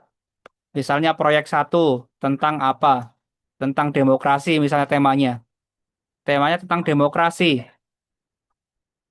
Nah, dimensi profil lulusan yang masuk apa saja? Misalnya kewargaan. Terus apa lagi di sini? Yang menyangkut tentang demokrasi kira-kira apa saja di sini? Penalaran kritis masuk. Aktivitas juga mungkin masuk. Kolaborasi juga mungkin masuk ya. Kemudian temanya demokrasi. DPL-nya sudah ditulis. Integrasi mapelnya apa saja di situ? Misalnya PPKN. Dengan mata pelajaran apa? Misalnya etika Kristen. Misalnya tentang demokrasi ini anak-anak praktek menyampaikan pendapat di muka umum. Anak-anak dibuat misalnya bisa jadi beberapa kelompok untuk mengadakan demo lah istilahnya ya. Bahasa kerennya kan demo. Tapi bahasa akademiknya kan mengemukakan pendapat di muka umum. Nah, bagaimana cara mengemukakan pendapat di muka umum dengan demo tadi? Kan ada langkah-langkahnya. Mata pelajaran apa saja yang terlibat di proyek demokrasi tadi? Waktu pelaksanaannya kapan? Di bulan apa? Kelas 11 juga, kelas 12 juga. Silakan diisi.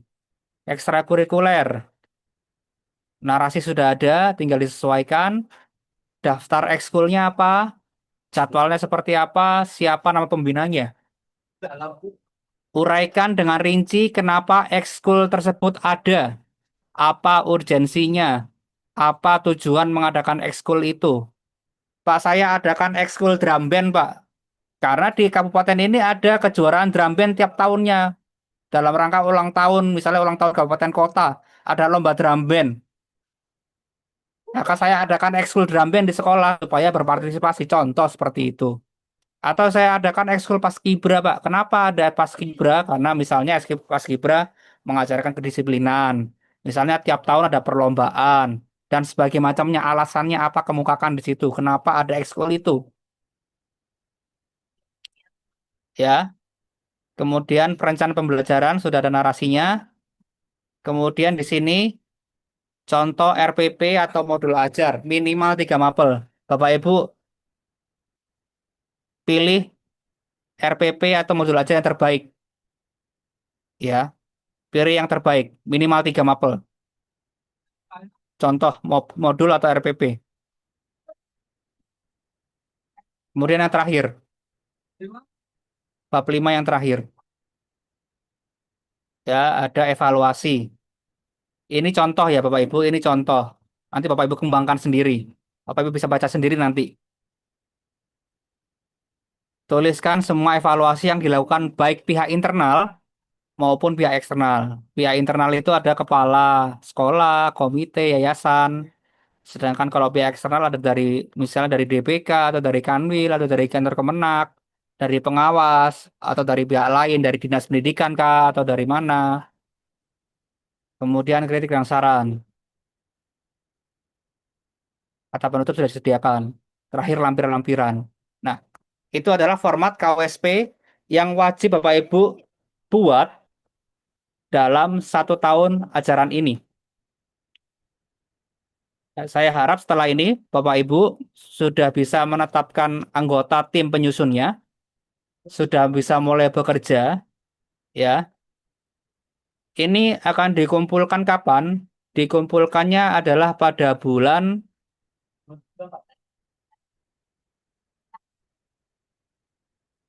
Oktober, ya.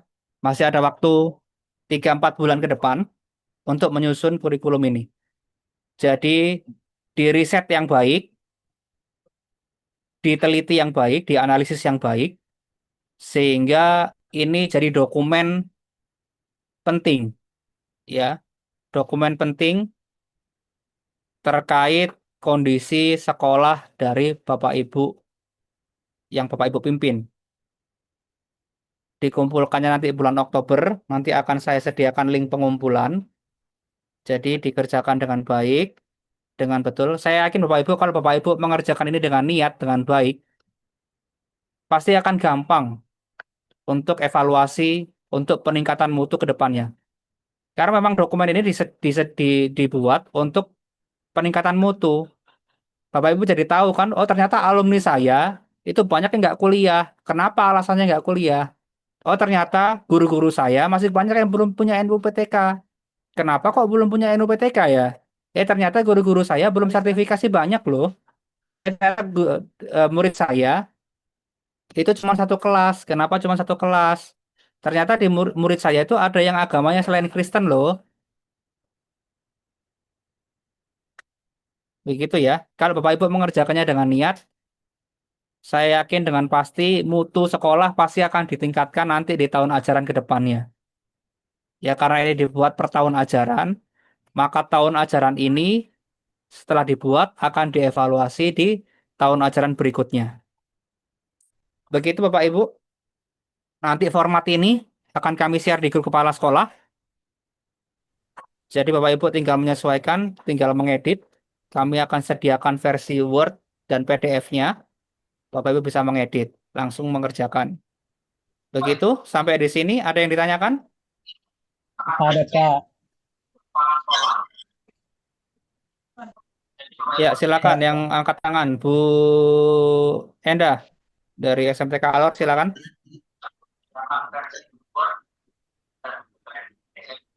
Masih di mute, Bu. Terima kasih Pak Reno. Untuk KSOP, saya sudah KOSP. KOSP, gitu ya Bapak ya? KOSP itu sudah jelas, tinggal nanti kami dapat dokumennya untuk kami kerjakan. Saya masih terkendala di struktur kurikulum khusus untuk SMTK dan SMAK di alokasi kurikuler Bapak yang dipisahkan jamnya satu-satu. Mungkin Bapak bisa bantu kami, arahkan kami bagaimana menerapkan yang satu-satu jam ini. Itu yang Nah, pertama. Terus yang oke. kedua, nanti di administrasi khusus untuk perangkat kita kasih waktunya bukan 3 jam ya Bapak yang intra punya saya, tapi dibikin genap 4 jam atau 3 jam gitu ya Bapak. Iya, Bukan jamnya iya intra betul. yang dihitung. Oke. Terus yang ketiga Bapak, KBM-nya mulai dalam minggu ini tanggal 16 ke atas atau bisa mulai tanggal 20. Terima kasih Pak. Iya, untuk yang pertama, untuk pembagian intra dengan kokurikuler ya. Kenapa Ya. dipisah? Karena memang tuntutan format dari standar nasional seperti itu. Karena dipisah antara intra dengan kokurikuler. Sekali lagi, intra itu adalah pelajaran wajib yang diajarkan oleh Bapak Ibu di kelas. Itu namanya pembelajaran intra. Jadi ada guru dan siswa belajar materi. Itu namanya pembelajaran intra, pembelajaran tatap muka.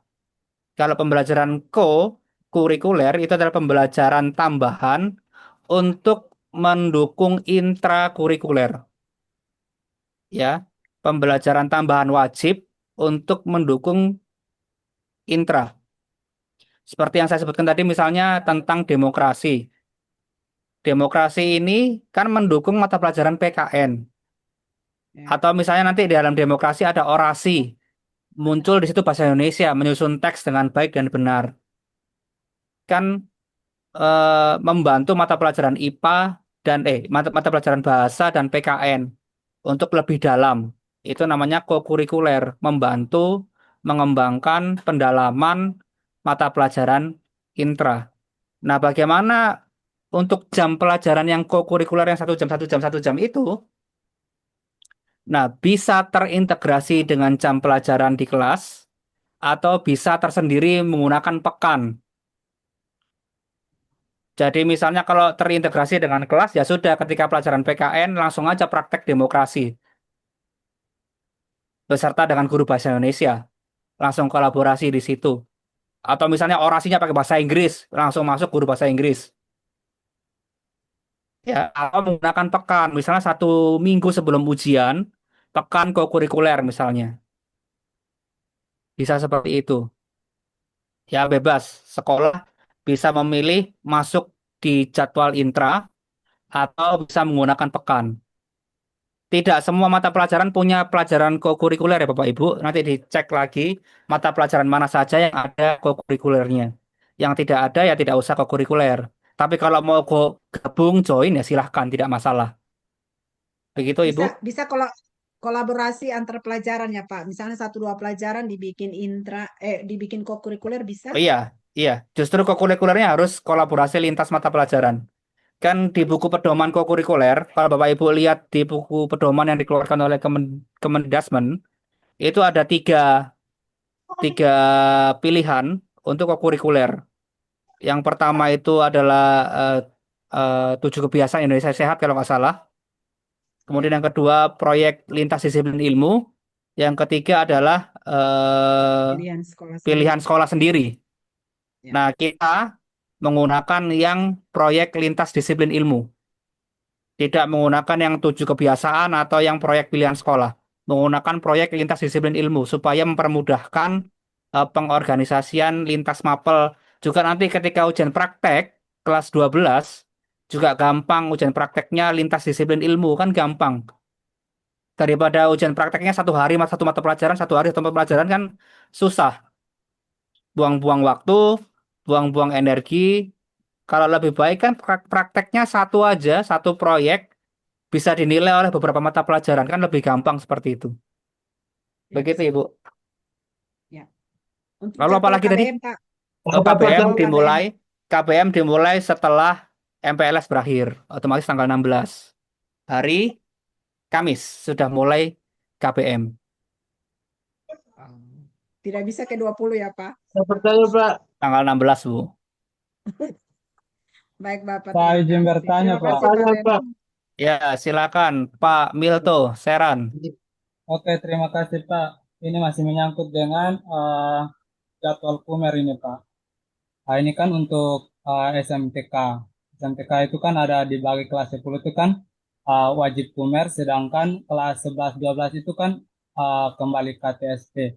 Nah, itu K13. kira-kira K13 itu nanti kira-kiranya bagaimana, Pak? Soalnya nanti guru-gurunya itu maksudnya kayak beban bagi guru, apakah dia mau buat modul kah atau mau buat KTSP? Atau bisakah tidak kita langsung melaksanakan Kumer di kelas 10 sampai kelas 12, Pak? Itu yang pertama. Terus yang kedua, untuk IPAS, Pak. IPAS di situ kan bisa kolaborasi, misalnya ke ada sosiologi atau geografi dengan IPA. Tiba-tiba ke IPA berarti guru IPA-nya yang masuk, atau geografi berarti guru geografinya yang masuk. Nah, itu kita settingnya akan bagus. Tapi apakah bisa kita setting di simpatika? Karena di simpatika itu hanya wajib satu guru. Nah, itu berarti hitung jamnya untuk memenuhi 24 jam untuk dapat TPG-nya itu bagaimana? Memang ini sudah dikemasnya secara bagus. Tapi di simpatika itu adalah problem yang pertama. Terus masih banyak mata pelajaran yang saat ini yang kita sudah isi tapi tidak linear. Itu yang pertanyaan yang kedua, Pak. Terus yang ketiga, untuk apa namanya seni budaya dan kewirausahaan itu kan pilihan. Misalnya di kelas 10 atau kelas 11 itu dia pilih satu, dan kelas 12 berarti pilih yang lain. Nah, itu juga akan menghambat di jam pelajaran, Pak. Apalagi kita yang rombelnya kecil, maka kita hitung dengan hitung juga tidak akan memenuhi 16 jam yang seperti dari pusat sudah mengurangi ke 16 jam tatap muka, itu juga tidak akan cukup. Itu yang ketiga. Terus yang keempatnya, Pak, Banyak masih sekali, banyak Pak. ya, karena problem itu yang kita alami di sini, Pak. Terus yang berikutnya Pertanyaannya banyak sekali. Bagaimana? untuk IPA terpadu dan IPS terpadu. Itu kan tadi Bapak bilang itu bisa pilih di kelas 11 bahkan di kelas 12, atau bisa menjalankan dua-duanya. Itu juga sama karena itu juga akan mengurangi jam kami karena kami rombelnya kecil. Karena kelas 10 sudah mengambil menjadi IPAS, maka itu juga jamnya akan berkurang dan tidak akan mencapai sampai 16 jam tatap muka untuk memenuhi TPG, Pak. Hanya itu saja, Pak. Ya, saya sampai lupa apa saja tadi yang tanya. Oke, saya jawab yang ingat dulu ya Bapak Ibu, terkait jam pelajaran di Simpatika nanti akan diatur kembali, ada PIC-nya sendiri. Yang pasti kami akan pastikan tidak akan merugikan Bapak Ibu, yang pasti. Kami akan berusaha tidak merugikan dari Bapak Ibu. Untuk pengaturan jadwal di Simpatika nanti akan kami sampaikan dengan tim Simpatika, karena itu materi lain ya, nanti akan di follow up oleh tim Simpatika. Kemudian untuk yang mata pelajaran IPAS, bagaimana dengan tadi apa tadi IPAS? Simpatika juga ya tadi ya? Iya, Pak. Ya nanti akan kami koordinasikan dengan Simpatika. Yang pasti pelajaran IPAS itu terakomodir guru IPA 2 jam, guru IPS juga 2 jam. Ya, namanya saja proyek IPAS, maka nanti akan IPA juga 2 jam, IPS juga 2 jam. Jadi tidak berebutan jam begitu ya. Untuk yang mata pelajaran pilihan seperti seni dan prakarya, karena tadi lintas kelas begitu ya. Kalau kelas 11 seni, maka kelas 12-nya prakarya, maka kan dia cuma terhitung di kelas 10 dan 11 saja ya. Kelas 12-nya kan tidak. Begitu kan pertanyaannya. Nah, bagaimana supaya bisa memenuhi 16 jam begitu ya. Ya, sekali lagi Bapak Ibu, pengaturan jam untuk standar nasionalnya itu adalah 24 jam. Kalau kita melihat dari Kemendikbudrismen, itu murni 24 jam itu adalah 24 jam tatap muka. Itu keras sekali, 24 jam itu adalah 24 jam tatap muka. Nah, kita masih berkompromi menurunkan dari standar 24 jam menjadi 16 jam. Nah, kalau kita turunkan lagi, ya bagaimana dengan standar? Karena kita Habis. dituntut dengan standar. Standarnya itu 24, Bapak Ibu, tatap muka. Supaya dia dikatakan layak mendapatkan sertifikasi, itu memang standarnya 24. Tapi karena kita melihat kondisi di lapangan tidak mungkin ini guru-guru 24 jam, kita turunkan jadi 16, jangan turun banyak-banyak begitu. Ini sudah turun hampir 50%. Turunnya 40%. Kamu mau turunkan 50% begitu 12. Nah, apa kata dunia begitu? Jadi ini kan lintas sektoral, lintas kementerian, begitu ya. Ada standar yang memayungi, yang membawahi terkait pengaturan standar ini. Jadi tidak bisa 24 kemudian Pak 10 aja, jangan 16 kebanyakan, tidak cukup Pak. Cuman 10 jam aja gimana Pak? Ya, bayangkan Bapak Ibu standarnya 24 jam, kita tetapkan 10. Bagaimana lah standar itu dipertanyakan? Padahal standarnya 24 jam, kita maksa jadi 10, kan tidak bisa. Ya, aturannya memang seperti itu, tidak bisa kita maksa. Kita sudah turunkan loh dari 24 ke 16. Itu pun kita sudah di warning sama kementerian yang lain. Kok bisa kamu menurunkan standar gurumu padahal standar nasionalnya itu 24. Kamu kok berani-beraninya menurunkan 16? Nah, kami tidak bisa menurunkan standar ini lebih turun lagi. Karena ini bicara soal standar kualitas. Bayangkan Bapak Ibu guru itu tugas utamanya mengajar. Supaya dia mengajar sertifikasi, bayangkan untuk mengajar sertifikasi lebih banyak jam tambahannya daripada mengajarnya, padahal dia diberikan tunjangan supaya dia mengajar. Coba bayangkan kalau kita turunkan ke 10 JPL. 10 JPL tatap muka, sisanya 14 jamnya tatap tambahan. 10 jam mengajar, 14 jam tambahan. Apakah itu ideal? Tidak ideal kan? Padahal tunjangan sertifikasi itu adalah tunjangan untuk profesi guru. Profesi guru adalah mengajar. Bayangkan jam mengajarnya lebih kecil daripada jam tambahannya. Apakah itu disebut profesional? Kan tidak. Ya, Makanya jam mengajarnya harus lebih banyak daripada jam tambahannya. ya, ya Pak. Tapi begini Pak, masalahnya kan ada yang rombelnya kecil Pak. Misalnya 3 kelas saja. Nah itu Nah, soal diterima itu rombel. bagaimana? Nah Nah, itu soal masalahnya. rombel ini jadi kewenangan Bapak Ibu. Nah, kita bisa mengotak-ngatik itu dari rombel Bapak Ibu. Kalau misalnya rombelnya kecil, ya ayo kita sama-sama supaya tahun depan rombelnya jadi banyak. Supaya guru-gurunya bisa dibayarkan sertifikasinya. Pemerintah tugasnya hanya mengadakan sertifikasi. Ya, pemerintah tugasnya menyiapkan guru-gurunya untuk sertifikasi, untuk mengikuti pendidikan profesi guru. Tugas kami selesai di situ. Pembayaran, kami sudah sediakan dananya. Kami sudah sediakan alokasi anggarannya. Tinggal sekarang Bapak Ibu tugasnya memenuhi kualifikasinya. Standarnya sudah ada, dananya sudah ada, prasarana-sarananya sudah ada. Tinggal sekarang tugas Bapak Ibu lah yang mengejar bagaimana supaya Bapak Ibu bisa dikatakan berkualifikasi menerima tunjangan. Kalau rombelnya sedikit, ya mohon maaf Bapak Ibu, kalau memang tidak bisa memenuhi aturan, ya otomatis tidak terima tunjangan karena memang tidak layak. Nah, bagaimana dia bisa dikatakan layak? Ya harus berusaha supaya dia layak. Misalnya tahun depan yuk meningkat dari satu rombel jadi 2 rombel. Kan satu rombel minimal 20 anak kan, satu rombel. Jadi tetapkan target tahun depan wajib 40 anak yang masuk supaya bisa 2 rombel. Gimana supaya 40 anak? Ya di KOSP tadi, didata dulu. Kenapa sih? Kok bisa cuman yang daftar cuman 13, yang daftar cuman 10 anak? Kenapa? Apa masalahnya? Nah, kalau Bapak Ibu mengerjakan KOSP dengan benar, pasti ketemu tuh akar masalahnya.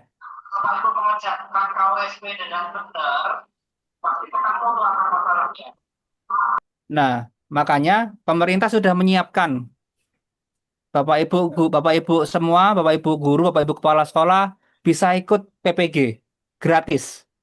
biaya ditanggung oleh negara. Ujiannya juga gratis. Bapak Ibu dapat sertifikatnya juga gratis.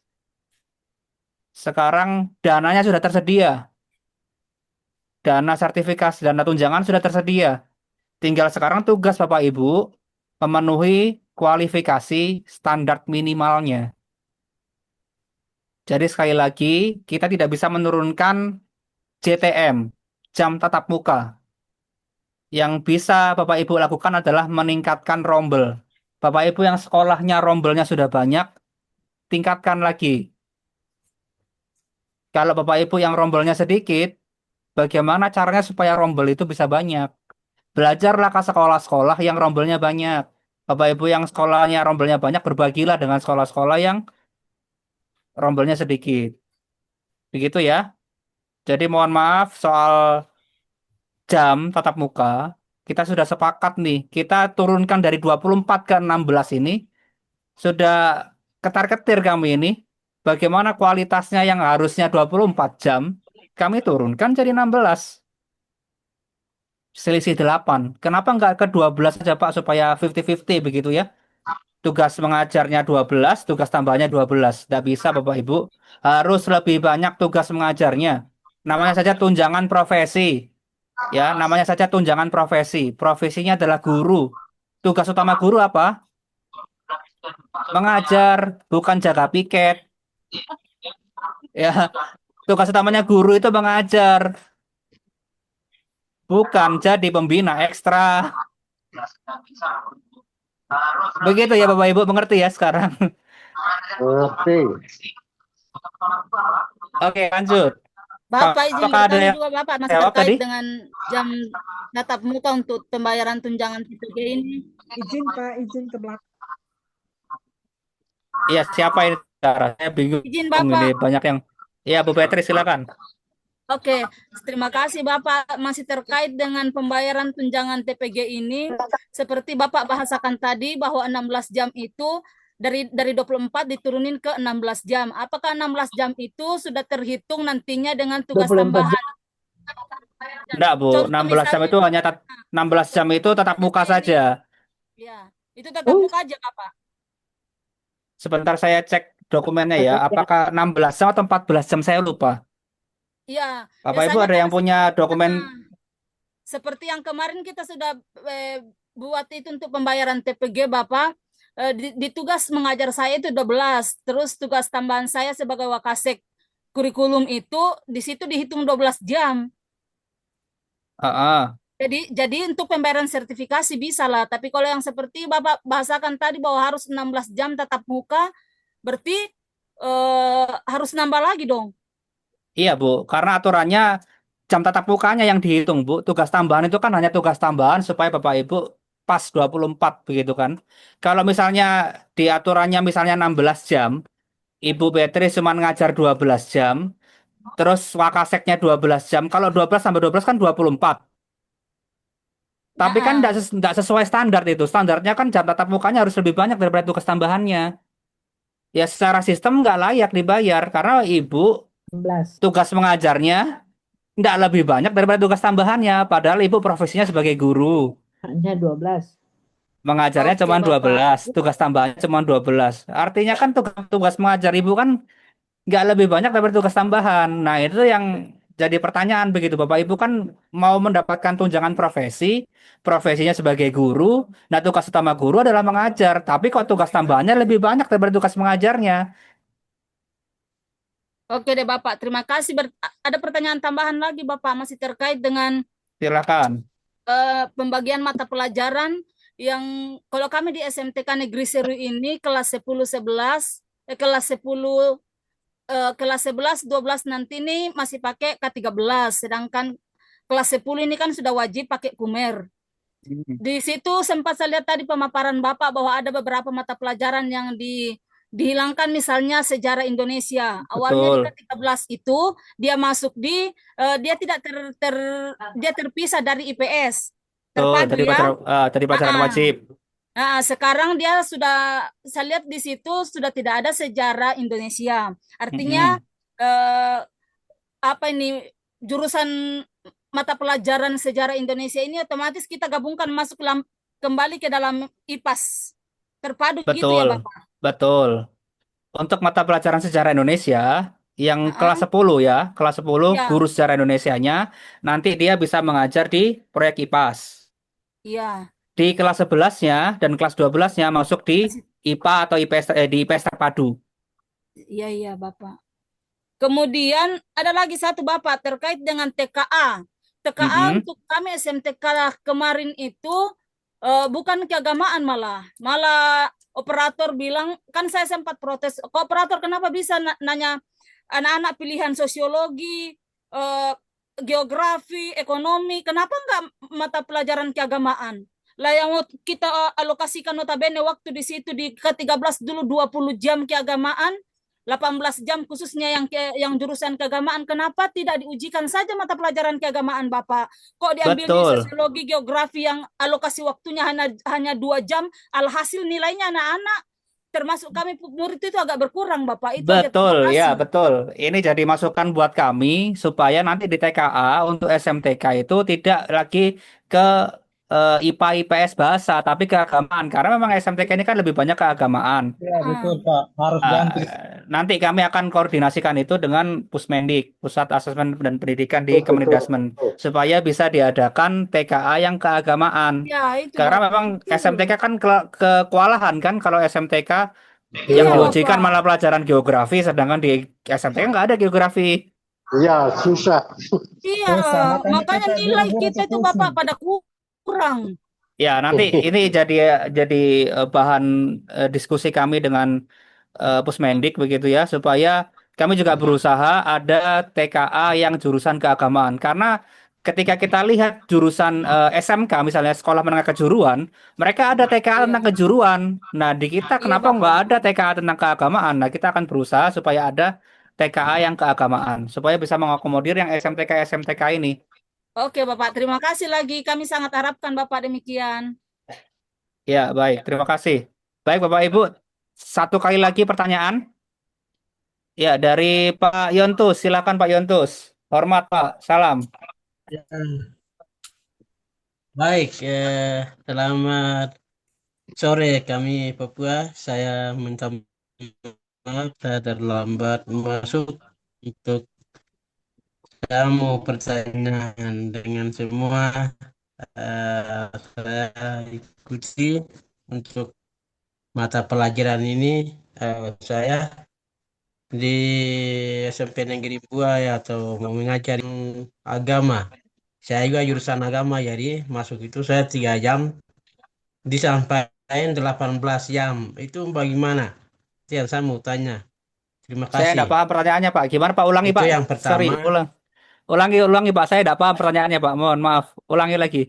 Karena terputus-putus suaranya. Baik. Oh iya, jaringan Pak, jaringan aduh. Ini Ulangi susah lagi, ini ulangi. Apa jaringan. lagi tadi? Jadi ini Pak, saya mau untuk mengajar jam yang teman tadi yang bilang begitu, itu juga saya sama untuk saya ini 3 jam. 3 jam Bapak mengajar. ngajar, Pak. Ngajar, Jadi Pak. 3 jam mengajar dihitung 18. Ya, Pak, Pak, jurusan Pak. Jadi saya mau mengajar itu 3 jam sampai 18 jam. Jadi bagaimana itu yang semua saya mau tanya. Loh, kalau ngajarnya sudah lebih Untuk dari jam. saya sudah cek tadi di Juknis yang Di terbaru. Simpatika itu 3 jam sampai. Ya, saya sudah cek di Juknis yang terbaru untuk jam tatap muka itu minimal 14 jam, bukan 16 ya, sorry. 14 jam. Jadi turun tuh. Dari 24 turun ke 14. Bayangkan Bapak Ibu, kita udah disunat 10 jam. Jadi 14 jam. Jadi kalau Bapak Ibu sudah mengajar 14 jam ya sudah aman, berarti sudah bisa dibayarkan sertifikasinya dengan tambahan-tambahan jam lain supaya pas 24. Jadi tinggal cari 10 jam tambahan untuk tambahan lain. Ya, kalau sudah mengajarnya 14 jam ya aman. Sudah bisa dibayarkan sertifikasinya. Cuman kalau Ya. belum 14 jam ini ya ini yang susah. Bapak Ibu harus cari jam tambahan lain supaya bisa 14 jam. 14 jam ini pun dibagi nanti. Ada yang satminkal, ada yang non satminkal. Bapak Ibu untuk satminkalnya minimal 6 jam. Kalau Bapak Ibu sudah mengajar 6 jam, sisanya karena 14 dikurangi 6 itu 8, Bapak Ibu bisa mencari 8 jam tambahan di sekolah lain. Ya. Kalau misalnya sekolah Bapak Ibu tidak bisa mengakomodir 8 jam atau 14 jam itu, bisa mengajar di sekolah lain 8 jam. Minimal di satminkalnya 6 jam, sisanya bisa di non satminkal 8 jamnya. Sehingga pas 14 jam. Ini juga ada pertanyaan, Pak. Kok bisa banyak non satminkal daripada satminkal? Inilah kami mengakomodir Bapak Ibu, katanya kelasnya cuma 3.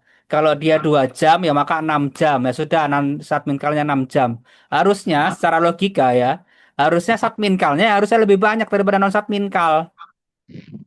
Begitu kan? Bapak Ibu yang mengajukan yang dari satminkal, dari perhitungan kok tiba-tiba yang non satminkal lebih banyak 8 jam. Satminkalnya cuma 6 jam. Nah, itu gimana? Ya, itu karena kami mengakomodir dari lapangan, karena misalnya kelasnya cuma satu kelas, ya, jam mata pelajaran yang paling rendah adalah 2 jam, 2 JP, maka 2 JP dikali 3 kan 6 jam. Ya sudah, satminkalnya 6 jam minimal. Tapi tetap jam tatap mukanya harus 14. Oke, kita sudahi terkait JTM ini. Karena itu bukan materi yang kita sampaikan, yang kita bahas pada hari ini. Nanti kalau soal JTM lagi nanti akan dibuat sesi lagi. Akan ada Iya. sesi lagi. Kita bahas ke kurikulum Merdeka, KOSP yang sudah disampaikan tadi. Ada pertanyaan soal itu lagi? Kalau tidak ada, kita Izin sudahi. Bapak, Ya. Pak, izin bertanya, boleh saya satu masih pertanyaan pertanyaan saya masih ini baru terkait jaringan. struktur kurikulum? Ya, silakan, Bu. Dari SMTKN kayak mana? Ya, terima kasih Bapak atas kesempatannya. Tadi saya sudah menyimak dari awal sampai akhir. Yang saya ingin tanyakan terkait struktur kurikulum di SMTK. Bahwasanya tadi tidak ada yang namanya mata pelajaran informatika ya. Ya, di Beda SMTK tidak dengan ada. kurikulum yang ya Di di bawah SMAK. Dikbud. Ya, SMAK dan SMTK ya. Kemudian yang saya tanyakan gini, kebetulan saya di situ mengajar mata pelajaran TIK. Mungkin tadi sudah terjawab di awal, Bapak sampaikan bahwasanya minta di Mulok ya, Betul. bisa ditaruh di Mulok. Nah, namun kendalanya nanti di lapangan, Mulok itu tidak linear ketika di aplikasi Simpatika, Bapak. Oke, nanti Karena Simpatika, dia tidak, ya Simpatika nanti akan kami koordinasikan dengan Simpatika. Sekali lagi untuk Simpatika akan kami koordinasikan dengan Simpatika. Tapi yang pasti secara struktur itu dimungkinkan. jadi meskipun dia di Mulok, dia tetap linear, Bapak. Karena setahu saya, mau di manapun kalau dia di Mulok, dia nggak akan linear. Ya tinggal di setting kodenya nanti, bukan itu soal aplikasi. Oke, siap. Baik, Soal terima kasih ya, aplikasi, Pak. kalau soal Ya, aplikasi itu bisa disetting. Yang penting strukturnya oke, baik. bisa mengakomodir. Oke, siap. Ditunggu kabar baiknya. Ya, Karena nanti kami banyak guru-guru TIK yang di SMTK yang bingung apakah harus kami pindah di SMPTK atau SMAK ya kami terakui. ya nanti akan diakomodir ya. Untuk pelajaran TIK-nya sudah sertifikasi TIK. Belum, Bapak. Nah, itu kan emang ada sertifikasi TIK. Ada informatika, Bapak. Harusnya Ya, kan informatika kan. Iya, Iya. Berarti nanti muloknya mata pelajarannya harus informatika namanya, bukan TIK ya. betul. Tapi nanti tetap bisa linear ya. Atau bisa, karena di Simpatika itu mau di SMAK atau SMTK itu ada muncul mata pelajaran informatika. Apakah waktu pengaturan jadwal itu bisa dimasukkan informatika langsung, Bapak, Iya, tanpa masuk dimulok? langsung masuk di informatika kalau misalnya dimungkinkan ada informatika di situ. Ya, ada. Boleh Ya, langsung begitu langsung ya? langsung pilih informatika. Memang di struktur untuk informatika masuknya di mulok. Tapi kalau memang ada muncul informatika di simpatika atau di emis muncul informatika, ya silakan masuk informatika. Oke, siap. Terima kasih infonya, Bapak. Ya, lanjut. Satu lagi. Bapak kembali lagi dengan Pak, saya betis lagi Bapak angkat minta tangan, tolong Pak saya Reno. Bapak. Ya, yang lain dulu ya, yang belum. Itu Saya siapa itu? pernah Dari Smak Loli. Ya, baik. Terima kasih, Pak. Langsung terlalu saja jelas. kami dari SMAK Loli sesuai anjuran, maka kami tahun ini baru menerapkan kurikulum merdeka di kelas 10. Apakah kelas 11, 12 juga harus ikutan ke merdeka atau dia masih tetap Ini 13? Bapak tidak menyimak dari awal tadi ya. Saya sudah berbusa-busa tadi menjelaskan. Oh iya, iya, Iya. maaf. Ya, saya tidak jawab itu ya, karena sudah Ya, ya. dijelaskan di awal tadi. Untuk kelas 11 dan 12-nya itu bisa menggunakan K13. Kami jaringan Bapak jadi. Ya, nanti saya akan bagikan rekaman Zoom ini. Nanti Bapak bisa putar lagi rekaman Zoom-nya ya. Iya. Terima kasih. Makasih Pak Reno. Pak, jangan lupa sampaikan ke Simpatika untuk kasih tutorial penyetingan kurikulum merdeka dan K13 itu karena pengisiannya itu nanti pusing itu. Ya, Jadi nanti tolong. dari tim Simpatika nanti ya. Sudah ya Bapak Ibu ya? Pak, sedikit lagi Pak. Ya, dari Ini mana kalau ini? Saya masih Smart. jaringan ya, punya pertanyaan belum tanggapi nih. Sudah itu. Dari mana? Dari mana? Saya Saya enggak. masih Ya, dari Pelita Pak Hati, Reno, silakan. saya masih Oke, jaringan, Pak. jadi saya Ya, habis Smak Pelita Hati nanti dari Smak Firdos. Ibu yang Da- bertanya, saya yang bertanya nih. Ya, sebentar ya Pak, gantian Pak. Habis Pelita Hati nanti Firdos Mbua. Terima kasih Pak, saya mau Ya, dari Smak Pelita Hati silakan. ya Firdaus juga Perasaan Pak semakin pelita hati dibilang. Ya, Smak Pelita Hati silakan. Oke Pak, ada beberapa pertanyaan dari saya. Yang pertama banyak-banyak, tadi Bu. sudah Oke Pak, dari tadi saya pengen nanya Pak, cuma ini baru bisa masuk suaranya gitu kan. Ya, silakan. Yang sudah ditanyakan Oke, jangan Pak. tanyakan lagi ya.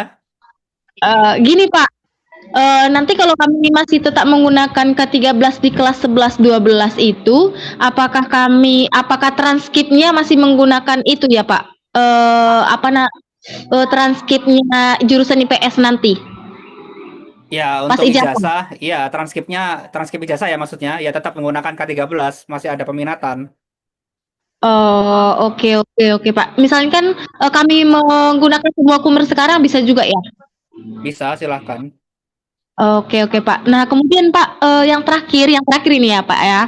Ini mengenai tunjangan profesi guru. Nah, itu nantilah ya. Kita skip dulu tunjangan profesi ya. Karena bukan forumnya. Ini forum soal kurikulum, bukan tunjangan profesi. Kurikulum Oke. Ya. Nanti ada Sorry. waktu sendiri terkait tunjangan profesi. Nanti akan ada tim sendiri yang mensosialisasikan itu. Tidak menerima pertanyaan soal sertifikasi dan kawan-kawannya. Ini adalah soal kurikulum. Ya, Pak. Oke. Sorry, maaf Pak. Oke. Ya, nggak apa-apa. Ya. Baik, silakan Pak Yontus. Terakhir, kalau terkait dengan sertifikasi tidak diterima. Aku udah tahu Kak. Kita itu Pak Yontus, silakan. Ya, terputus Pak Yontus. Oke, kita sudah ya. Karena sudah jam 4 di sini, di Papua sudah jam 6 malam ini. Sudah gelap itu. Jam 5 Pak. Ya, mari kita sudahi. Saya kembalikan lagi ke moderator, Pak Pendeta Dirli, silakan.